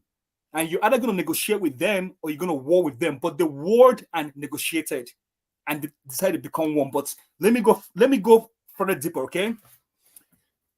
Black people are not stupid. We're very smart. And we've been smart for a very long time. Like a very long time. Without us being smart, humanity will not be where it is today. Simple. It will not be spread all over, including in Australia, Polynesia, including South America, North America. Humanity won't be where it is without the black man. Historically, at some point, there were black men all over the earth at some point in history. Yes, only then. And they changed slowly to lose their pigmentation, and then they became whatever they needed to become to survive. But with that intelligence, when they started to build with rocks, the Masons, when they started to build with rocks, they at some point realized we are changing Earth. We are destroying Earth. Do you understand? We are creating a problem that we don't know about, but we need to stop. The black people from wherever they were moved further down back into the jungles, because they realized that we have to be one with the jungles. We have to be one with nature in order for us to preserve this earth for ourselves and for our future generation. It was the Northerners that kept building and building and building up more rocks and building more cities. Even to today, we are crying about climate change. Climate change because we keep destroying our ecosystem. But the so-called primitive blacks figured this out a long time ago, that if you disturb Mother Earth, she will disturb you right back. You understand? She will bring you disease. She will bring you earthquakes. She will bring you rain. She will bring you typhoons, and she'll bring you all manner of natural disasters. So they reverted back to their little society, back to the jungles of Benin City, or back to Imo State or Lagos, and they just lived in conjunction with nature. We are currently discovering that, and I have friends that study architecture. They're saying our ancients had a better sense of how to treat the environment than we do. You don't have to destroy to build a home for yourself. You understand? Absolutely. If I can just add to that, in terms of the whitening of pigmentation globally. If you look at the global south, historically there's a civilization that we don't know that much about, called the Indus Valley Civilization. Now, and we're aware of it, yes. Yes, these people largely in Pakistan, Afghanistan, and India, that kind of region on the Indus Valley waterbeds. These Sumerians, the Sumerians, right? Sumerians. The Indus Valley was one where it was Africans who were there. Well, I say Africans, as my good friend said. We have been pushed down, and we pushed ourselves further south, further back. Yes. What happened now?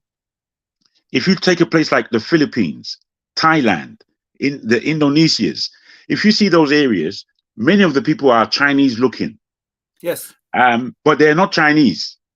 there are, if you look, there's a place called Fiji. If you see those people, you know they're African, and those people themselves, in their history, they say they came in from East Africa. They look like the Khoisan. They look like the Khoisan people. The Khoisan people from South Africa. That's what they look like. That's who they are. Well, the thing is, the Khoisan are different. They're their own people. That's part of the. You know that in Africa there are more ethnicities than there are ethnicities. If you group the whole world together, it's less than the ethnicities in Africa itself. 100%. Africa is the cradle, the bedrock of humanity. It is. Now, given this, when we look at the Philippines and all these areas, the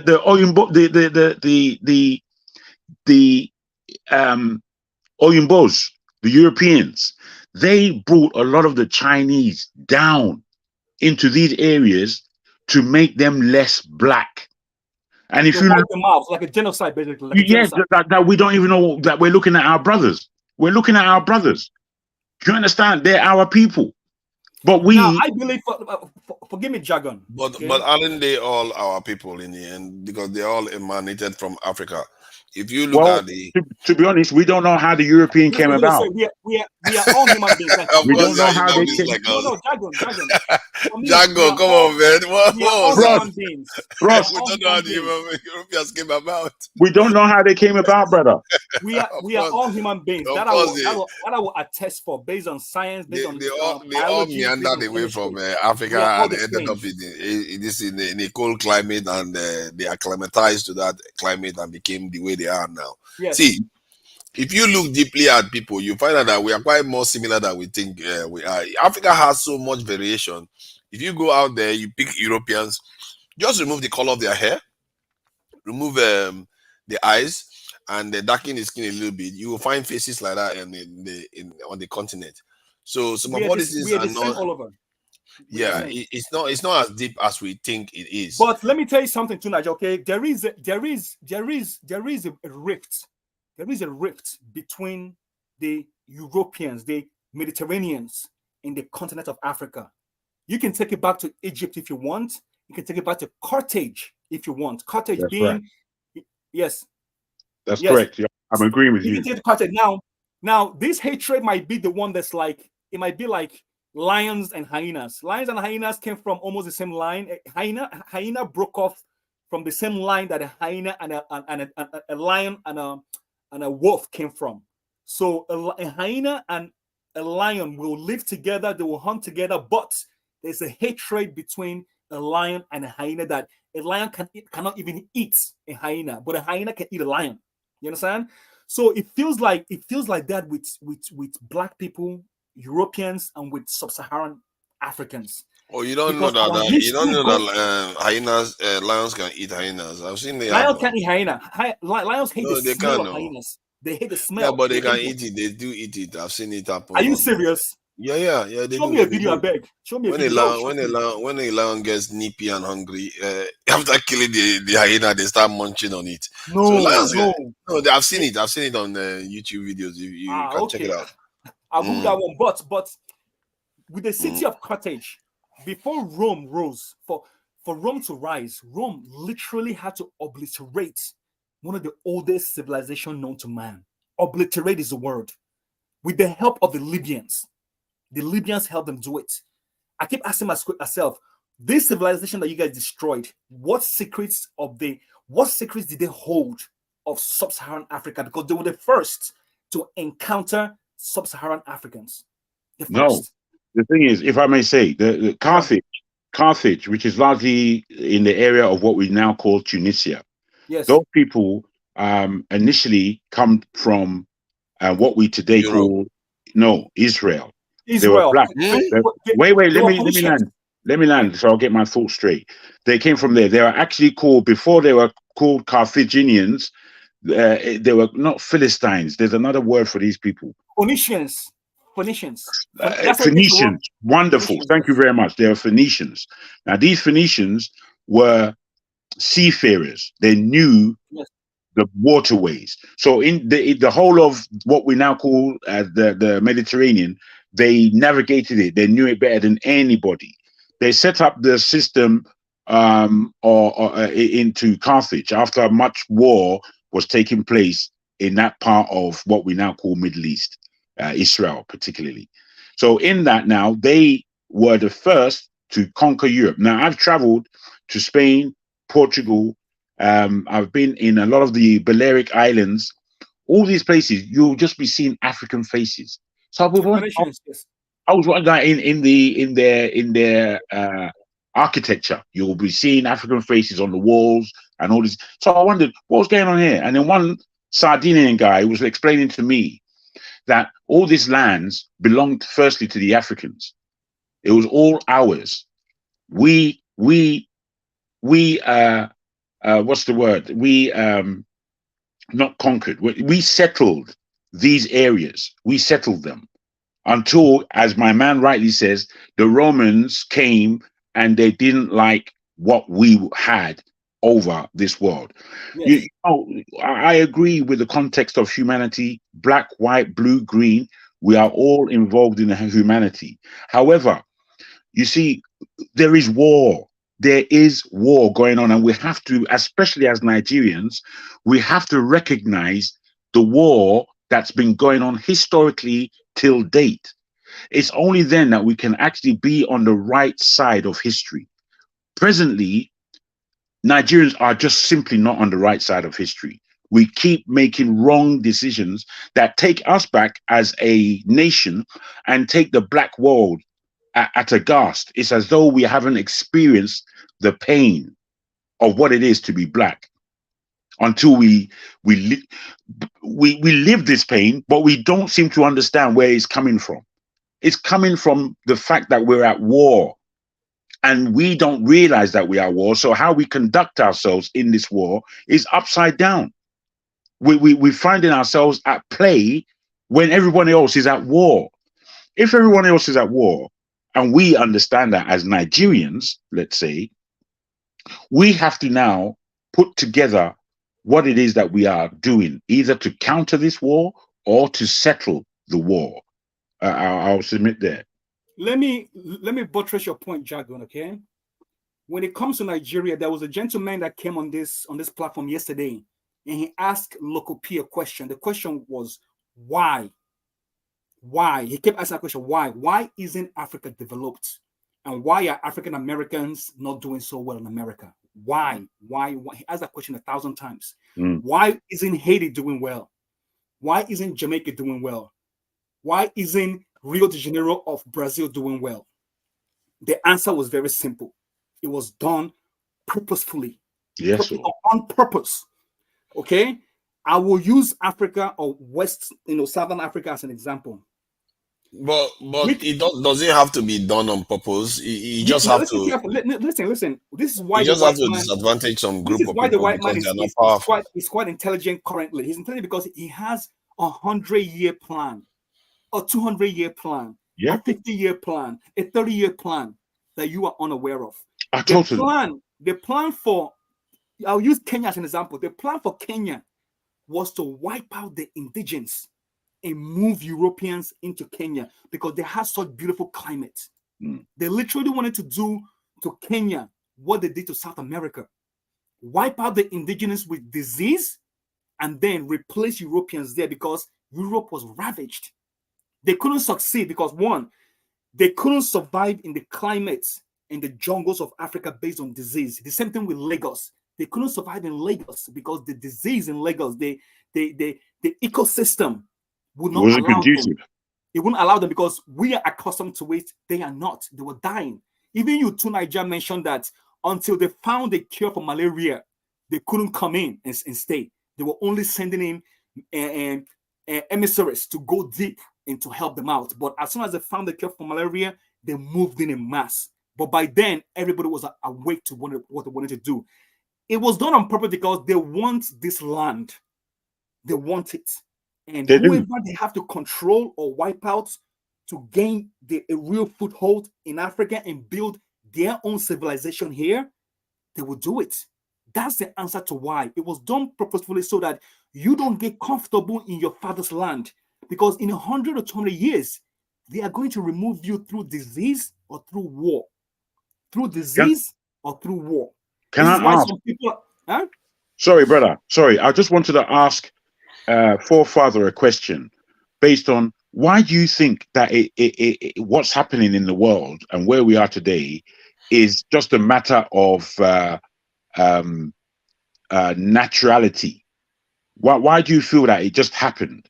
I don't understand. I think it's natural because when you have a two sets of people, and one side is demonstrating weakness, the side that is demonstrating weakness will suffer reverses. It's just how nature works. This is why lions pick out the injured wildebeest or whatever is out there. It's not personal. It Yes, has sir. to do it. So it's not personal. It just needs to happen. And I think nature has codified these things into the existence, our own existence itself. And you see, when one doesn't understand that at first, you just say, "Oh, the white people are wicked" and all the rest. But you forget that if it was us, we'll probably do the same thing because Well, we've all been alive. You see, where I go against where you're coming from is that we are not animals. Even though we can have many comparisons in nature as human beings, we can pick all kinds of levels of what happens naturally and compare it to how we exist as human beings. But we're not animals, and as much the dignity of a human being is inside. Now, most of the global South, we have all kinds of ignorances, don't get me wrong. However, we do have a general respect for what is human being. When I go back into the annuals of what it is to be Yoruba, there are too many words, too many proverbs sanctifying what it is to be a man, what it is, the dignity, the godly dignity that it is to be a man. Now, you see, when we look at this and we look at the European, I'm afraid there's nothing godly. Well, I don't want to take away their whole humanity. I don't want to do that because I don't have many friends that are Oyinbo, but I know many of them, and I have love for them. Don't get me wrong. However, they have their own ways that are needed in this planet. However, my man mentioned Argentina.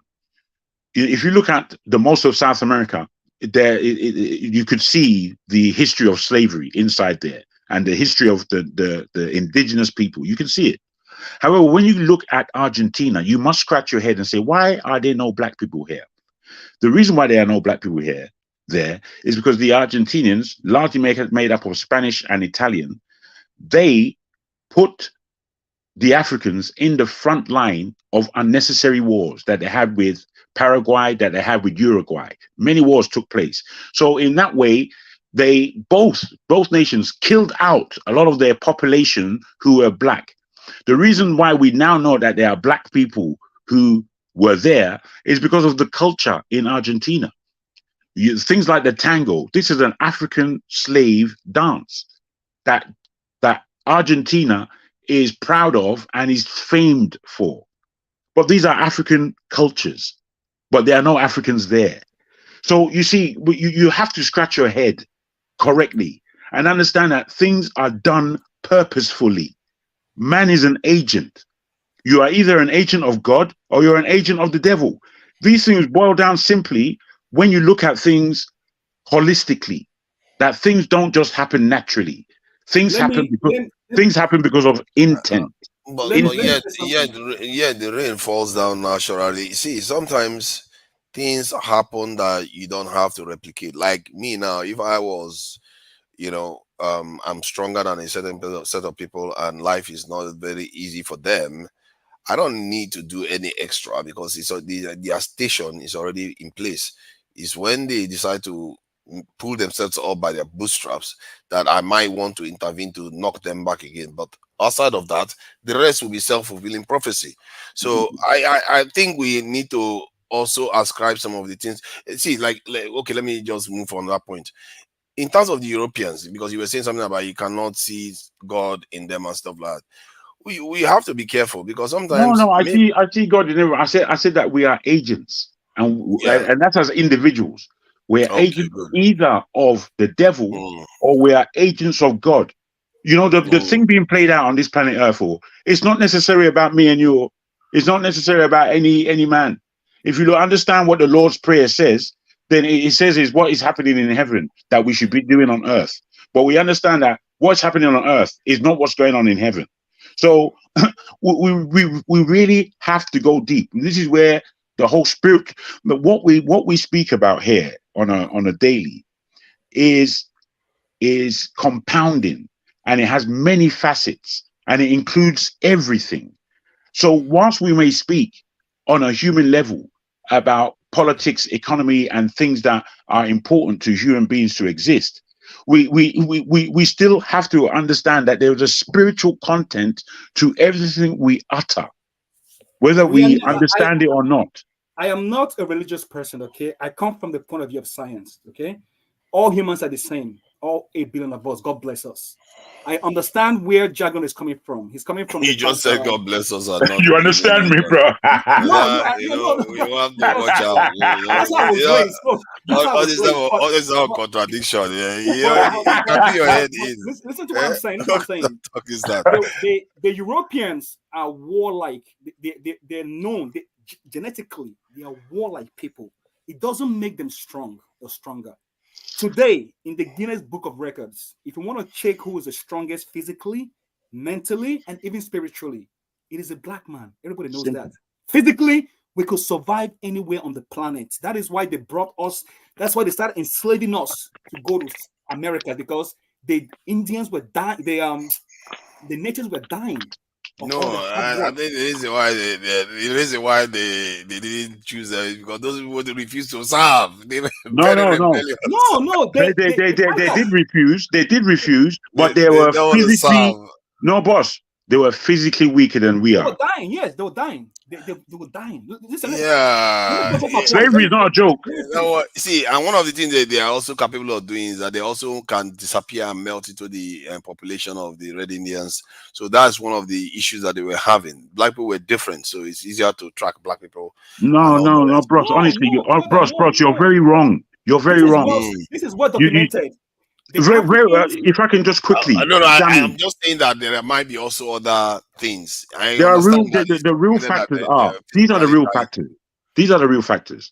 When Christopher Columbus, who was guided to the Americas by African sailors who were in Spain and Portugal at the time, yes, when they landed in the Caribbean, they saw Red Indians, yes. But they saw black people. We were there already.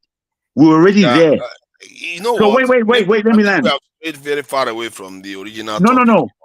We're speaking on the same subject now because it's a subject about BRICS and what the power may be in BRICS today, and then the historical omissions, mistakes, errors, pluses, minuses that we have made as a black people along the way.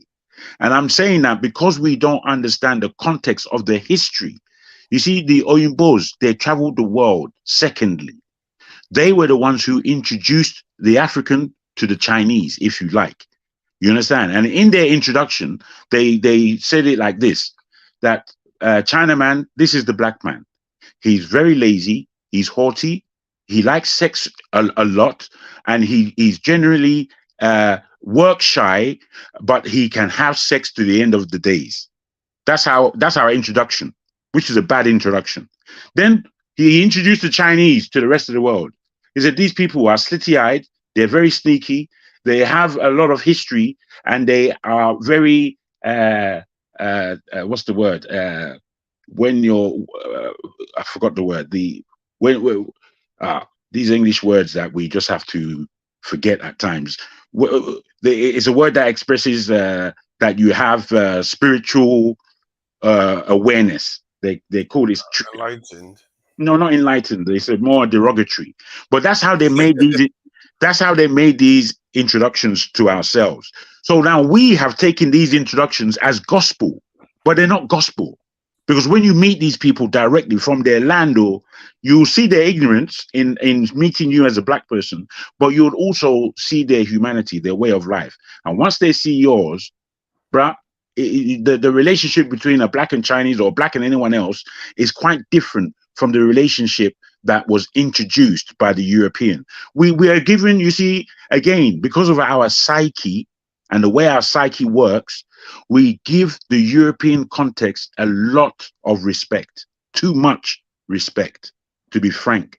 They're just human beings like anyone else. They're no bigger, no smaller. You understand? So it is the victor that writes the history. Currently, the Europeans are the victors of Earth. They beat everybody. They beat Earth. So they are the ones narrating the story of everyone else. Correct. That's the first. The British like to pride themselves of defeating every nation on earth. Imagine.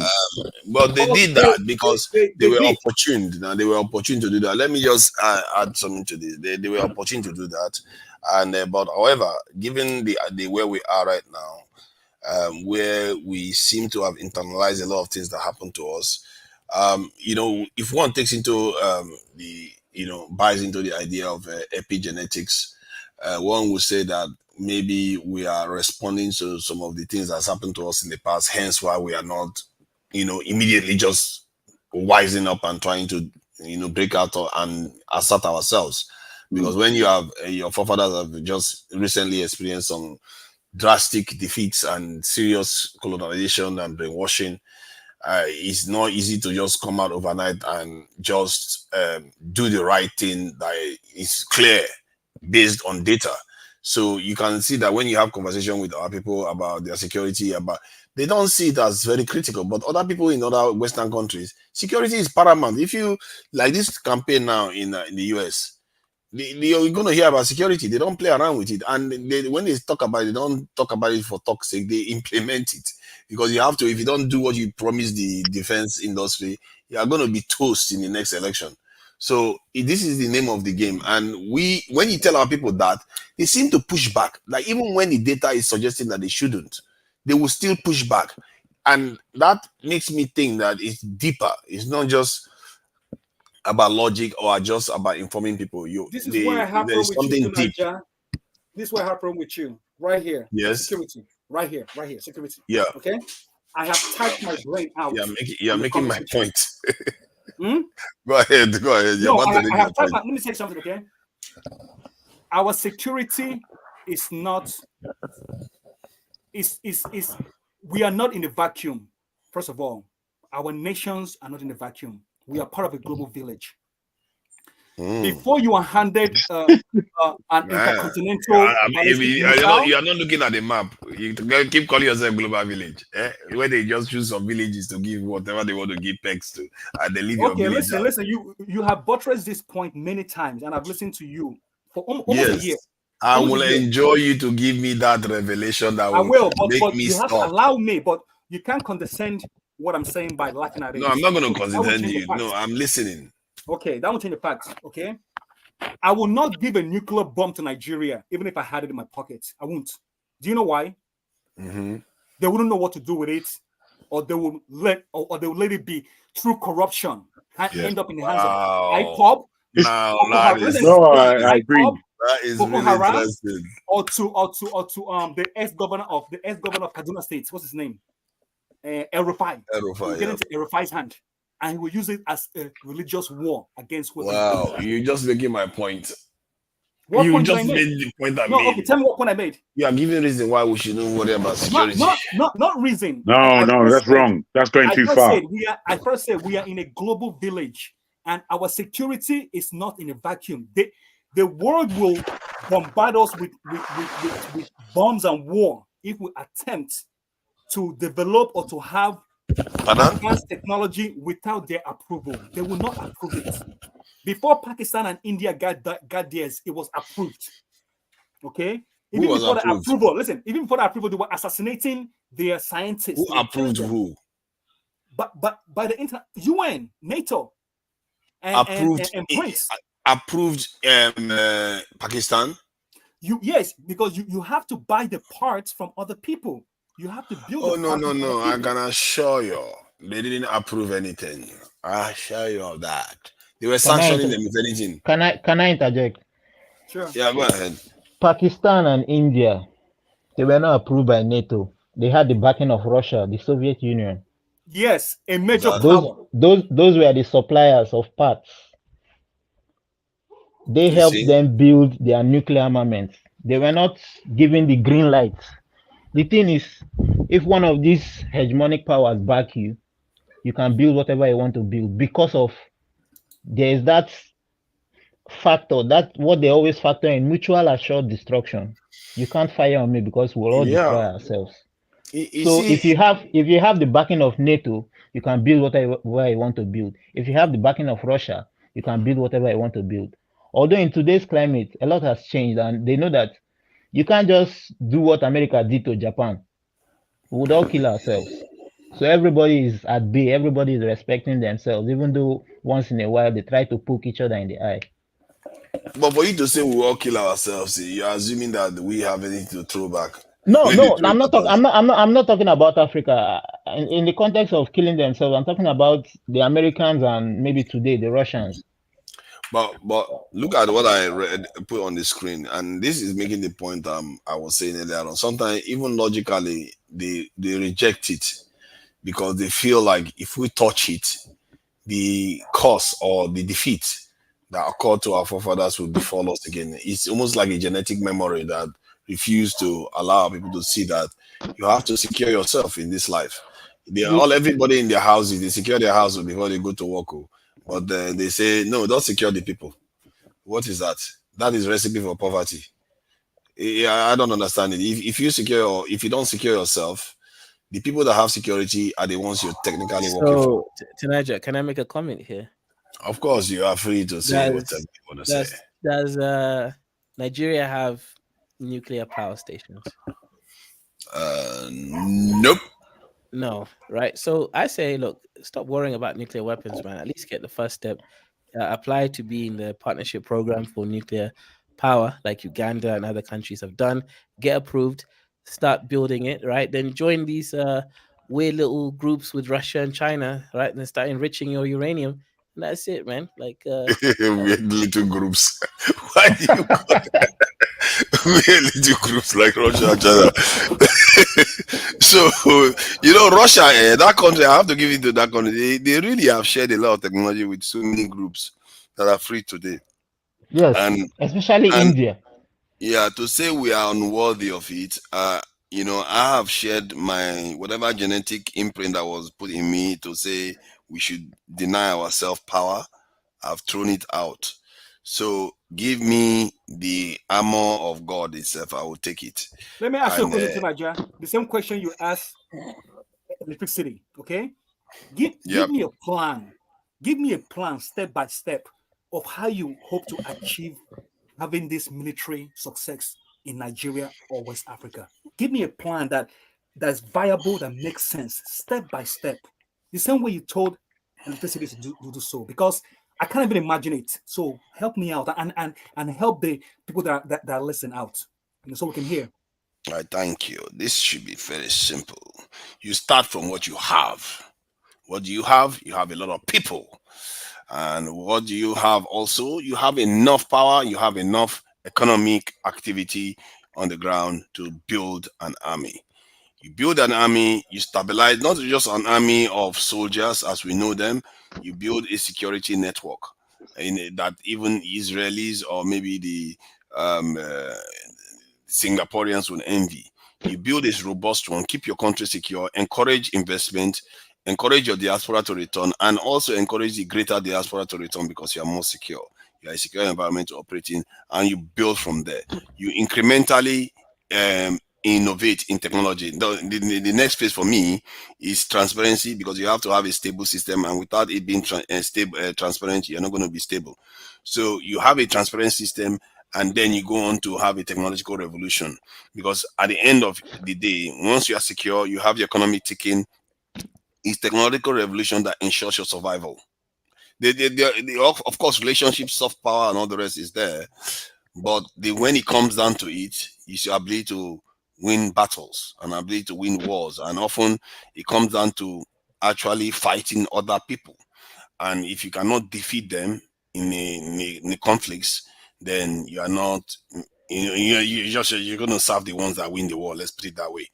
just like we are doing right now. So that's what you do. You go for technological revolution, and from there, personally, my job is done. I don't care too much after that, because I just want to ensure our survival. Okay. How many centuries would that take? Centuries. That means hundreds of years. It shouldn't even take 20 years. Why should it take 20 centuries? 20 years is long. First of all, okay, so let me explain it to you. Let me explain it to you. You see what you said, 200 years. That is what I'm talking about again. Do you know how long it took North Koreans to get to from where they are to where they are right now? They had almost zero. I hate using North Korea as an example because I know it's a very close society, so we can't say much about North Korea. It's a close society. Okay, we can say about North Korea. We can say. Remember, before it became North Korea, it was one Korea. It was these people that divided them again. It is a closed society, but they are thriving. And they're thriving. How do you know they're thriving? No, they're not thriving. They're not thriving. I'm living in. If the country I'm living in, the pictures are there.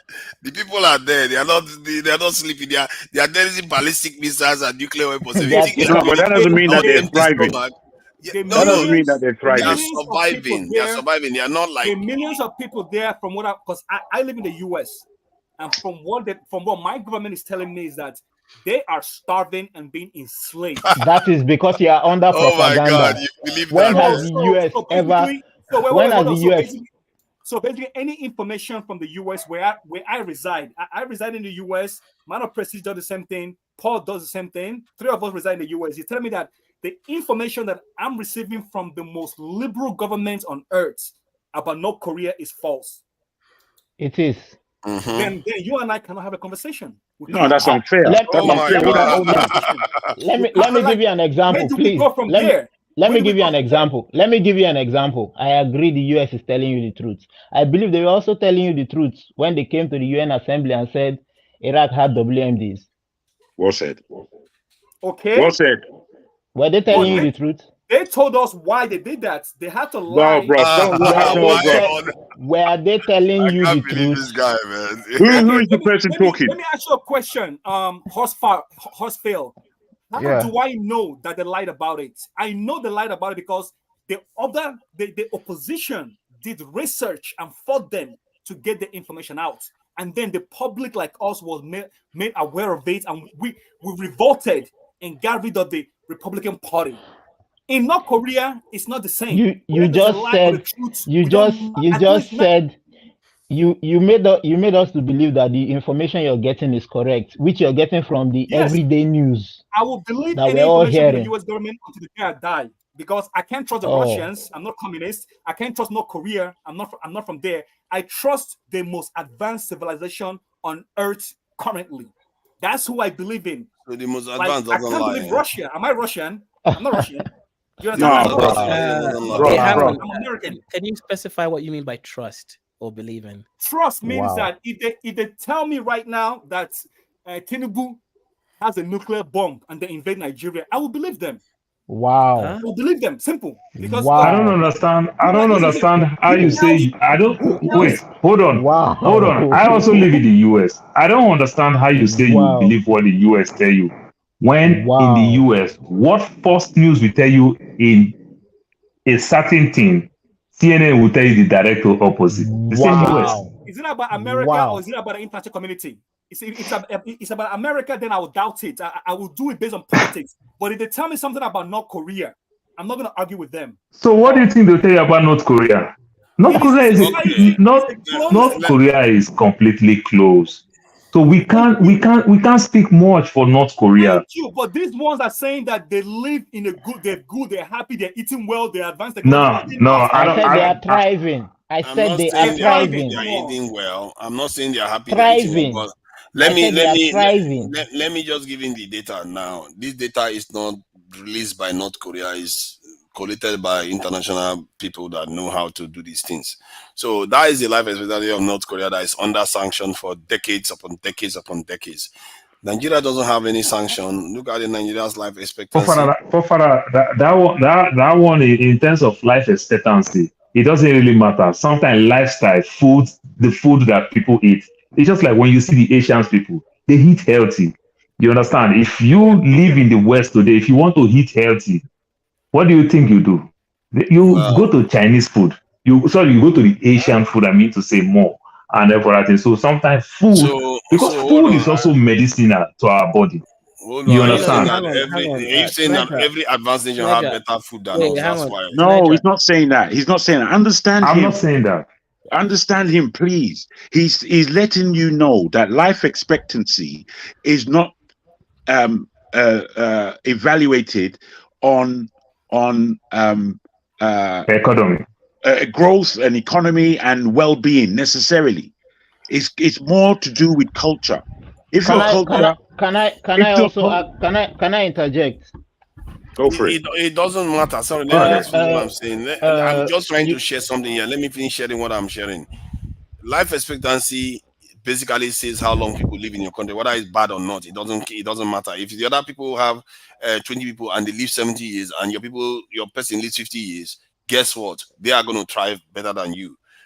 It doesn't matter whether you have culture; they have an advantage over So, you. Forefather, if you want to say so, then Africa have a better chance than the West today because we have more young people. The West, they are aging.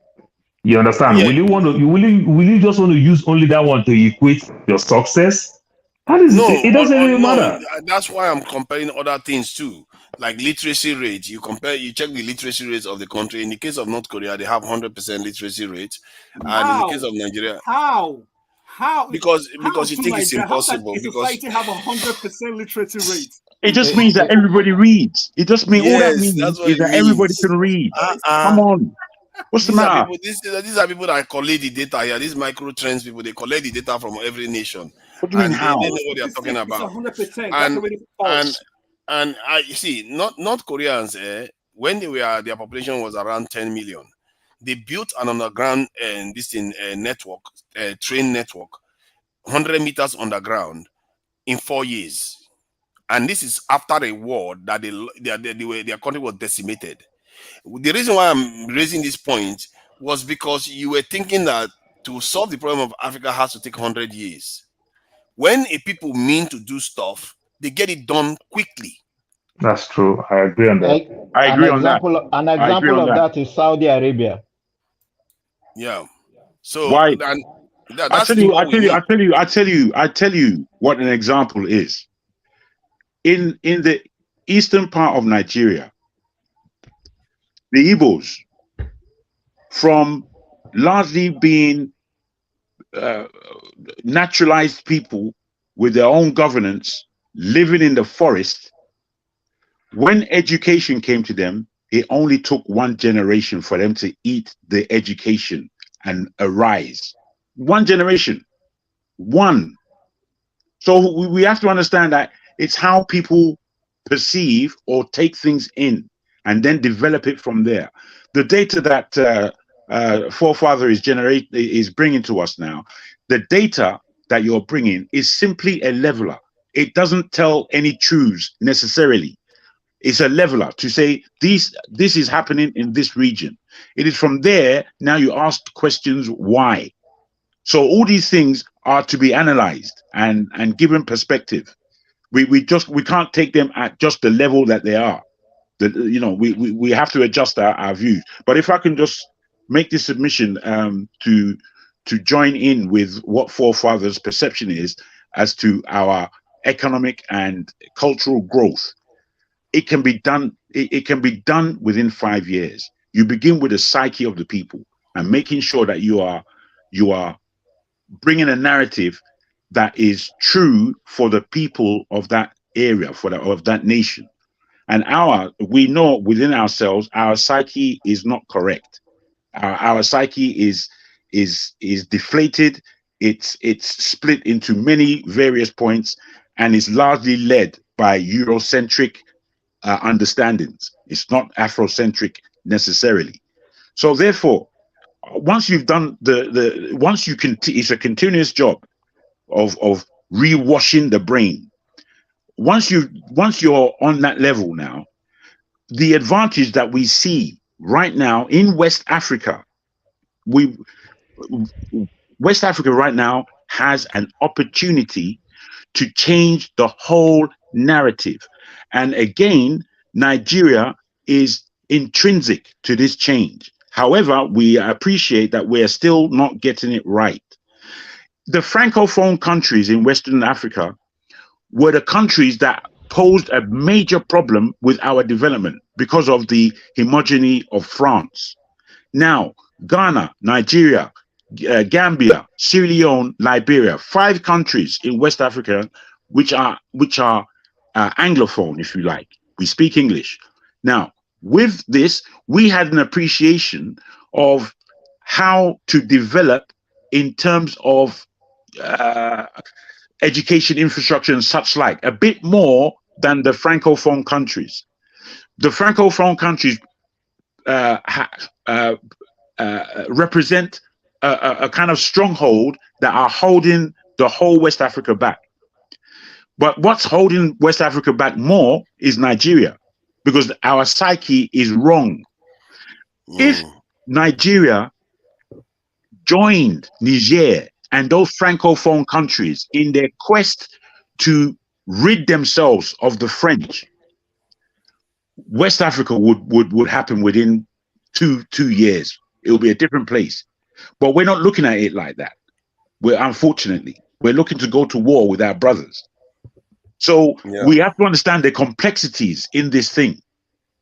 West Africa could have had its own currency by, it was supposed to actually happen 2019, 18, that kind of area, where it could have actually happened. But the French threw the spanner works in, using Ghana, that our man in Ghana, who is so strong sounding. But it was them that scuppered the whole thing for what would have been called the eco. Now, where BRICS is concerned, and the importance of BRICS, is not to say that we cannot have our own currency in Africa.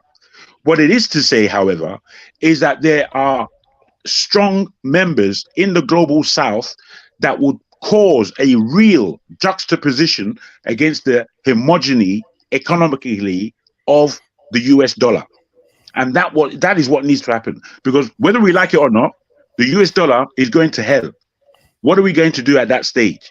What do we use for money? Do we join them in their fiat currency that means nothing, and then join them in chipping ourselves as human beings and putting a chip inside our body, which is their plan, and making us commodities within ourselves yet again, because that's what the plan is. What are we going to do about this? Are we going to fall into the fiat economies of the world, or are we going to create? Human beings are supposed to be creative people, problem solvers. Are we going to create a balance to this homogeny? That is what's going on. Thank you. I think, as you can see in the chat, a lot of people seem to agree with you on that. This was supposed to be a short session, and we even went over by 1 hour or so.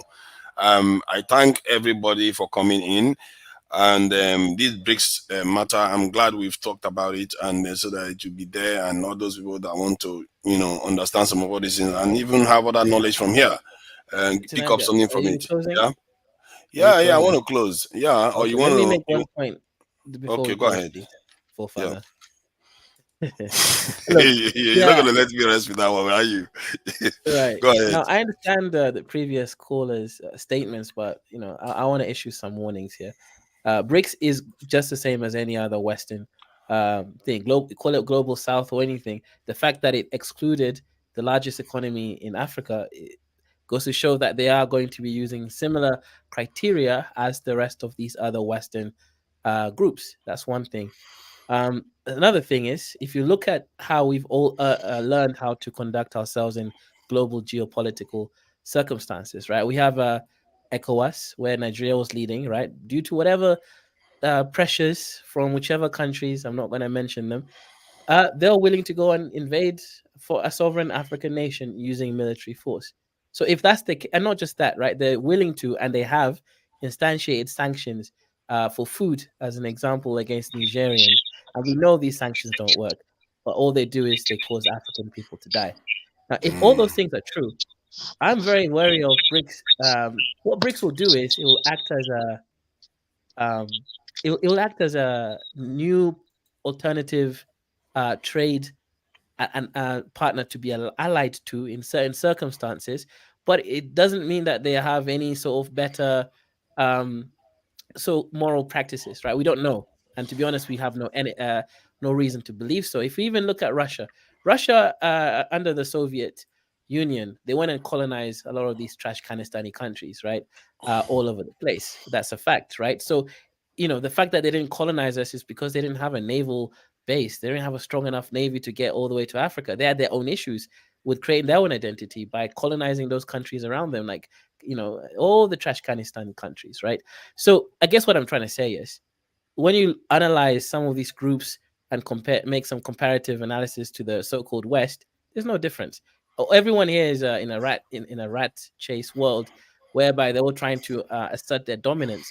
The simple fact that Nigeria, one of the largest economies in Africa, top 3, wasn't accepted into this union goes to show exactly that this is not a so-called African or Afrocentric thing. All we can do is we can ride the chaos waves that it brings, which is an alternative trade partner, which will make the West have to assess the way that it treats Black or African countries. So that is a good thing. But ultimately, Nigeria, West Africa do need to actually utilize one currency. Whether they create one or they use something that's stable out of organic sort of emergence, it doesn't really matter. I believe in South Africa, you have the rand. South African rand is used throughout most of the countries in the SADC, right? The regional area there, and that's organic. It wasn't decided formally.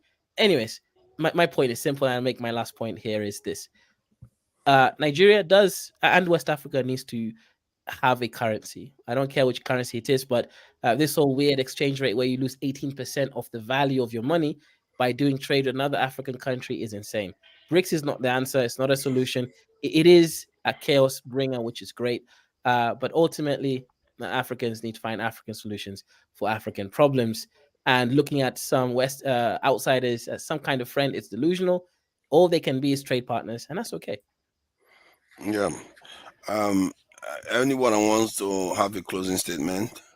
Yeah, I would like to give my closing statement. I know a good percentage of people will come for me, but I'll still go ahead with that. So, Father, one of the ways that we can do things that will go faster, like you talk about the North Korea, I don't think we have those basic foundations to do some of those things. I will cite an example that they are doing they are bringing semiconductors in Arizona all the way from Taiwan and the likes. The first thing that they did, they went straight to Arizona State University, University of Arizona. You understand? They started working. They started going to their Institute of Research, their labs and the likes. Our universities, our technical institutions, they are all in comatose.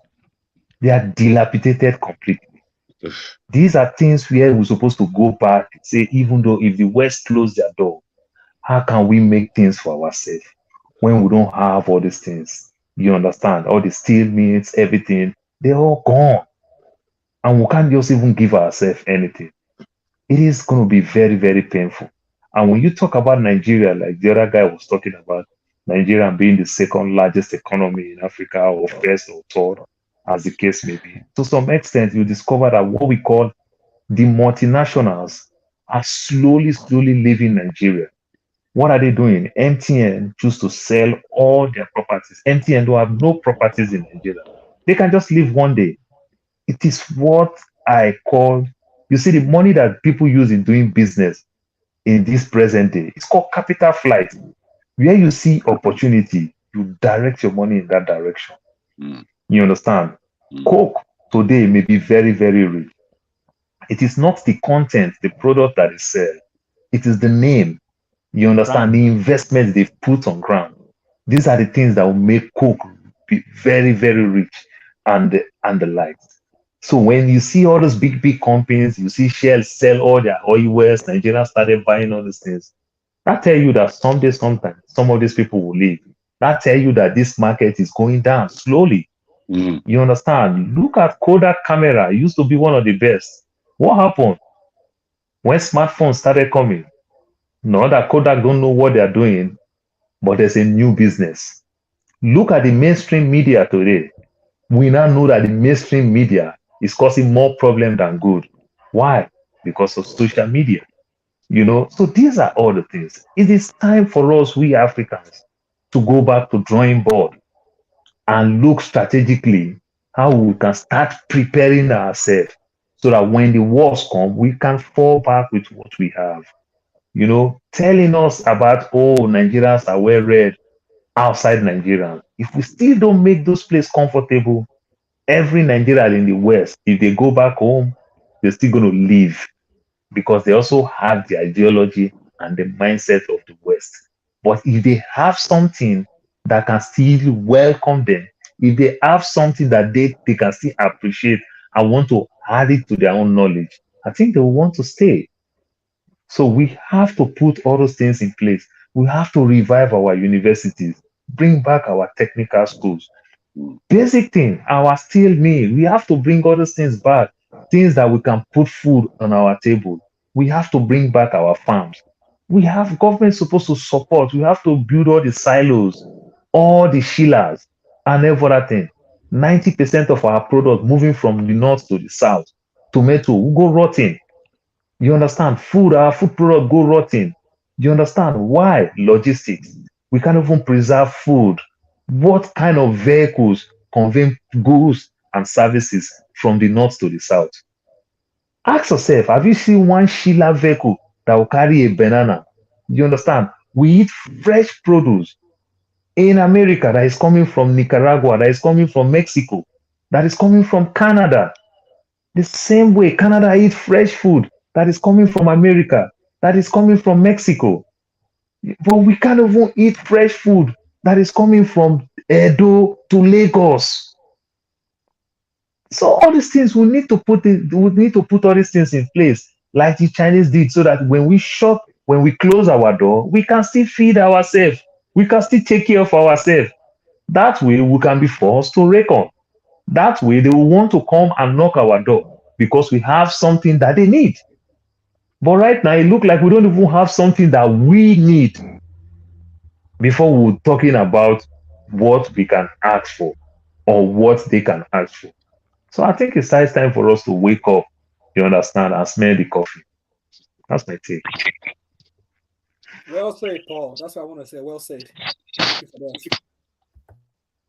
Yeah, thank you for that. And self-reliance is something that we need to cultivate. Anyone else wants to, have a closing statement? Man of Prestige, you've not said anything for a very long time. Kezo went after you. Oswald, you want to say something before we go? Yeah. I just have one thing to say. I would say BRICS is a very good alternative to what is happening, regardless of the fact they did not invite Nigeria. We are very unstable. You would not invite an unstable nation into such organization. It's just growing. If foreign entities can control Nigeria, it means they're inviting someone that is unstable that would cause havoc. So them not inviting Nigeria, I think it's a good development. We should just stay where we are. We're not ready for it. That being said, I would say China and Russia, they're exercising soft power. They're not being erosive like the Americans, where it's the carrot and stick approach. No, China is coming in with soft power. They want to invest in your country. Quid pro quo. They will do for you, you will do for them. You know what you're getting. They're not telling you, oh, we don't want anything in return. Don't worry, just do your thing. Take our money, do your thing. No. They are telling you, we're giving you this money. We expect something in return, maybe 5-10 years. It's not like you don't know what you're getting yourself into. So the BRICS is a very good development for Africans, especially because last I checked in the UN, it's only China and Russia that's advocating for Africa to have a seat. Because even the Africans don't want it. They are not pushing, they're not persistent enough. They're after greed, what they want. The individual leaders, they go there, luxurious cars, luxurious hotels. They're not there for an agenda for Africa, but they're just there to listen and maybe pick a side, because maybe when you pick the side of the Americans, they would let your kids come to America. attend the best schools, and line your pocket with money. So I am down for BRICS all the way. I That's my think 2 I cents. think yeah, I think you have a point. I agree with you.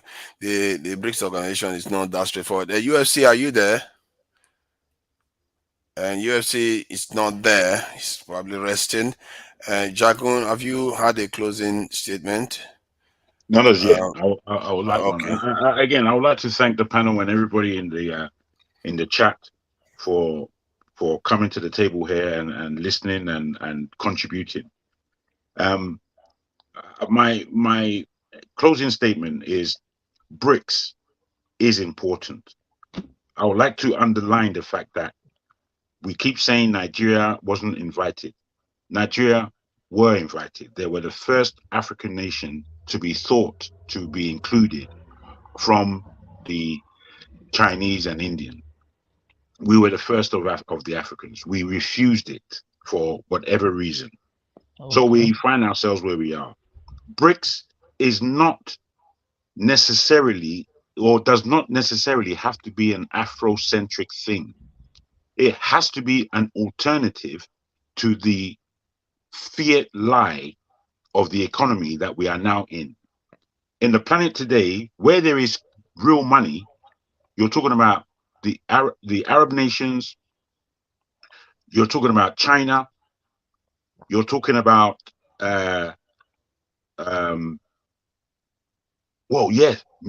mainly those two countries who are mainly those two areas that are financially secure in many ways.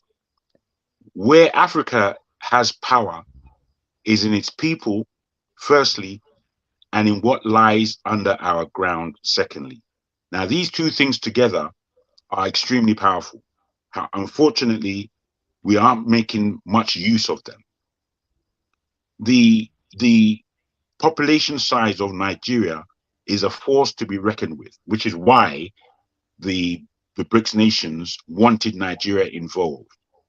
Now, I would say that with the likes of what's going on in Niger, where they want to have their third world war in our land, which we should not allow. The separating countries between the East and West, Russia and Wagner Group, and then French, America, the EU and England all put together. These people are squabbling over our land. We need to understand that because there are these different peoples, different economies vying for our heads, if you like, we now need to be unafraid of what's going on and pursue the fact that we can basically be able to choose between the good and the bad of them. We are the choice. We are the choice makers, and we don't need to be pushed or cajoled into any of their thinking. We need to bring up our own thinking. What suits us? What's best for us? What's edifying for us and our people? If we do this, we stand a chance. If we don't, we remain slaves. Thank you. Yeah, thank you, Jago. Thank you for coming in. I really appreciate it. Who else is Black Experience? You want to have a closing statement? You have something to? Not really, but I just want to thank you. So Nigeria, people don't say they're not. You spend a lot of time bringing people together to like exchange ideas and to just discuss things. You go to a lot of platforms and people don't thank you enough because you spend your personal time to do this. And it is appreciated. Trust me, it's well appreciated. And this is just about that. Just keep doing it and know that we that are on the comment section that are watching, we also appreciate the fact that you're on live and we can interact with each other. I just want to thank you for that. Okay. Yeah. Thank you. I appreciate you. I agree. Thank you. Tonight, we really appreciate you. You spend hours every day streaming for hours and hours every single day. And, we appreciate that. You work hard. and we have to be given this. Yeah, shout out.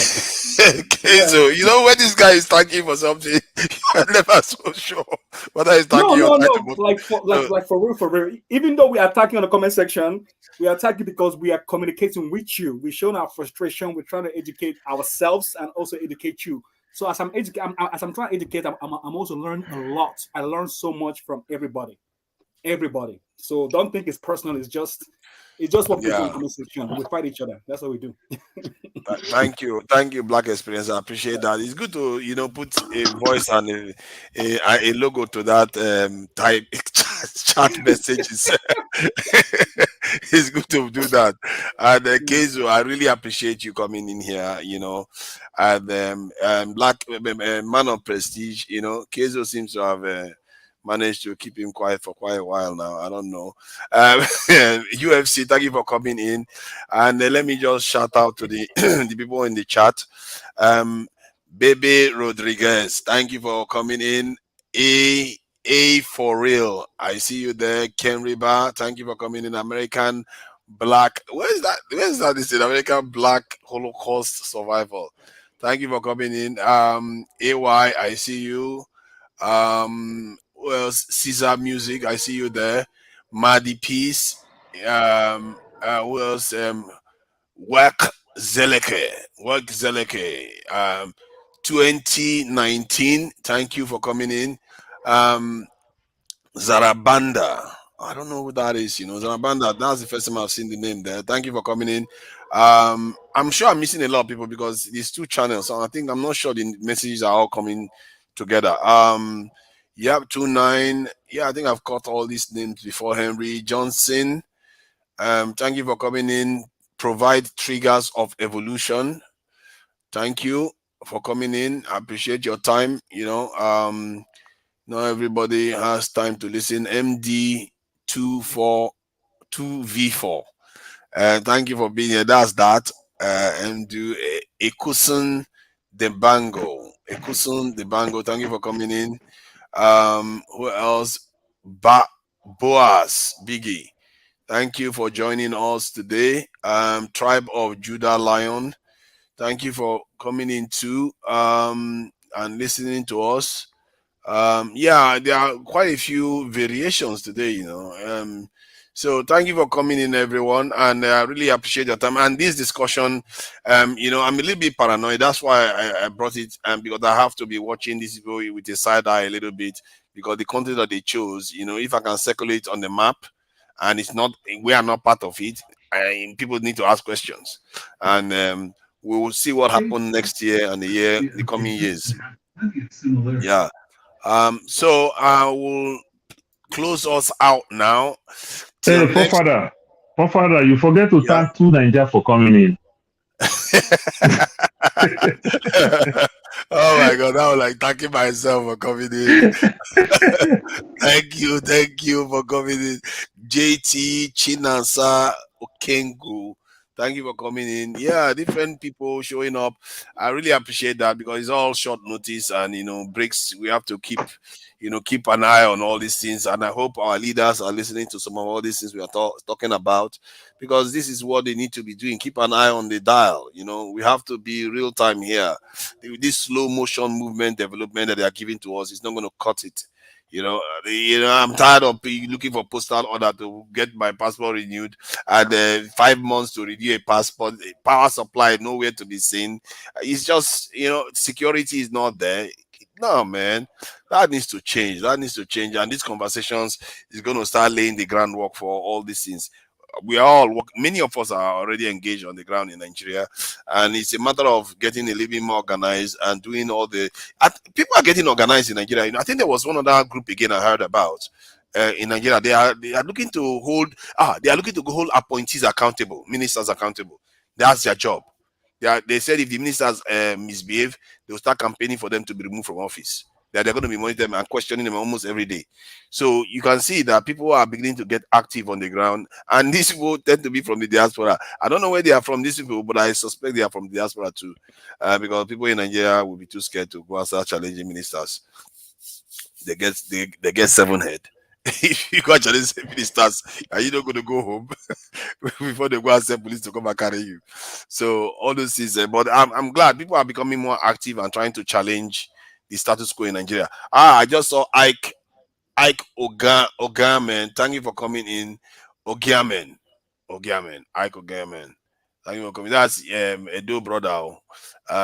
Tiger in the city. Alozi, thank you for coming in. And we kept it clean today too. So I really appreciate everybody for coming in. UFC, Jargon, Man of Prestige, Horsefall, and Paul, as always, you delivered today too. Thank you. And people are learning a lot from your vast reserve of knowledge that you have. You know, and whenever you talk, say anything, you tend to put a human face to whatever you are describing. So I really appreciate your time here. Thank you for coming in. So till next time, bye all. Take care. Thank you. Take care. Please watch your comments. Watch your comments where you're typing, because YouTube is been saying we should respect the community standard.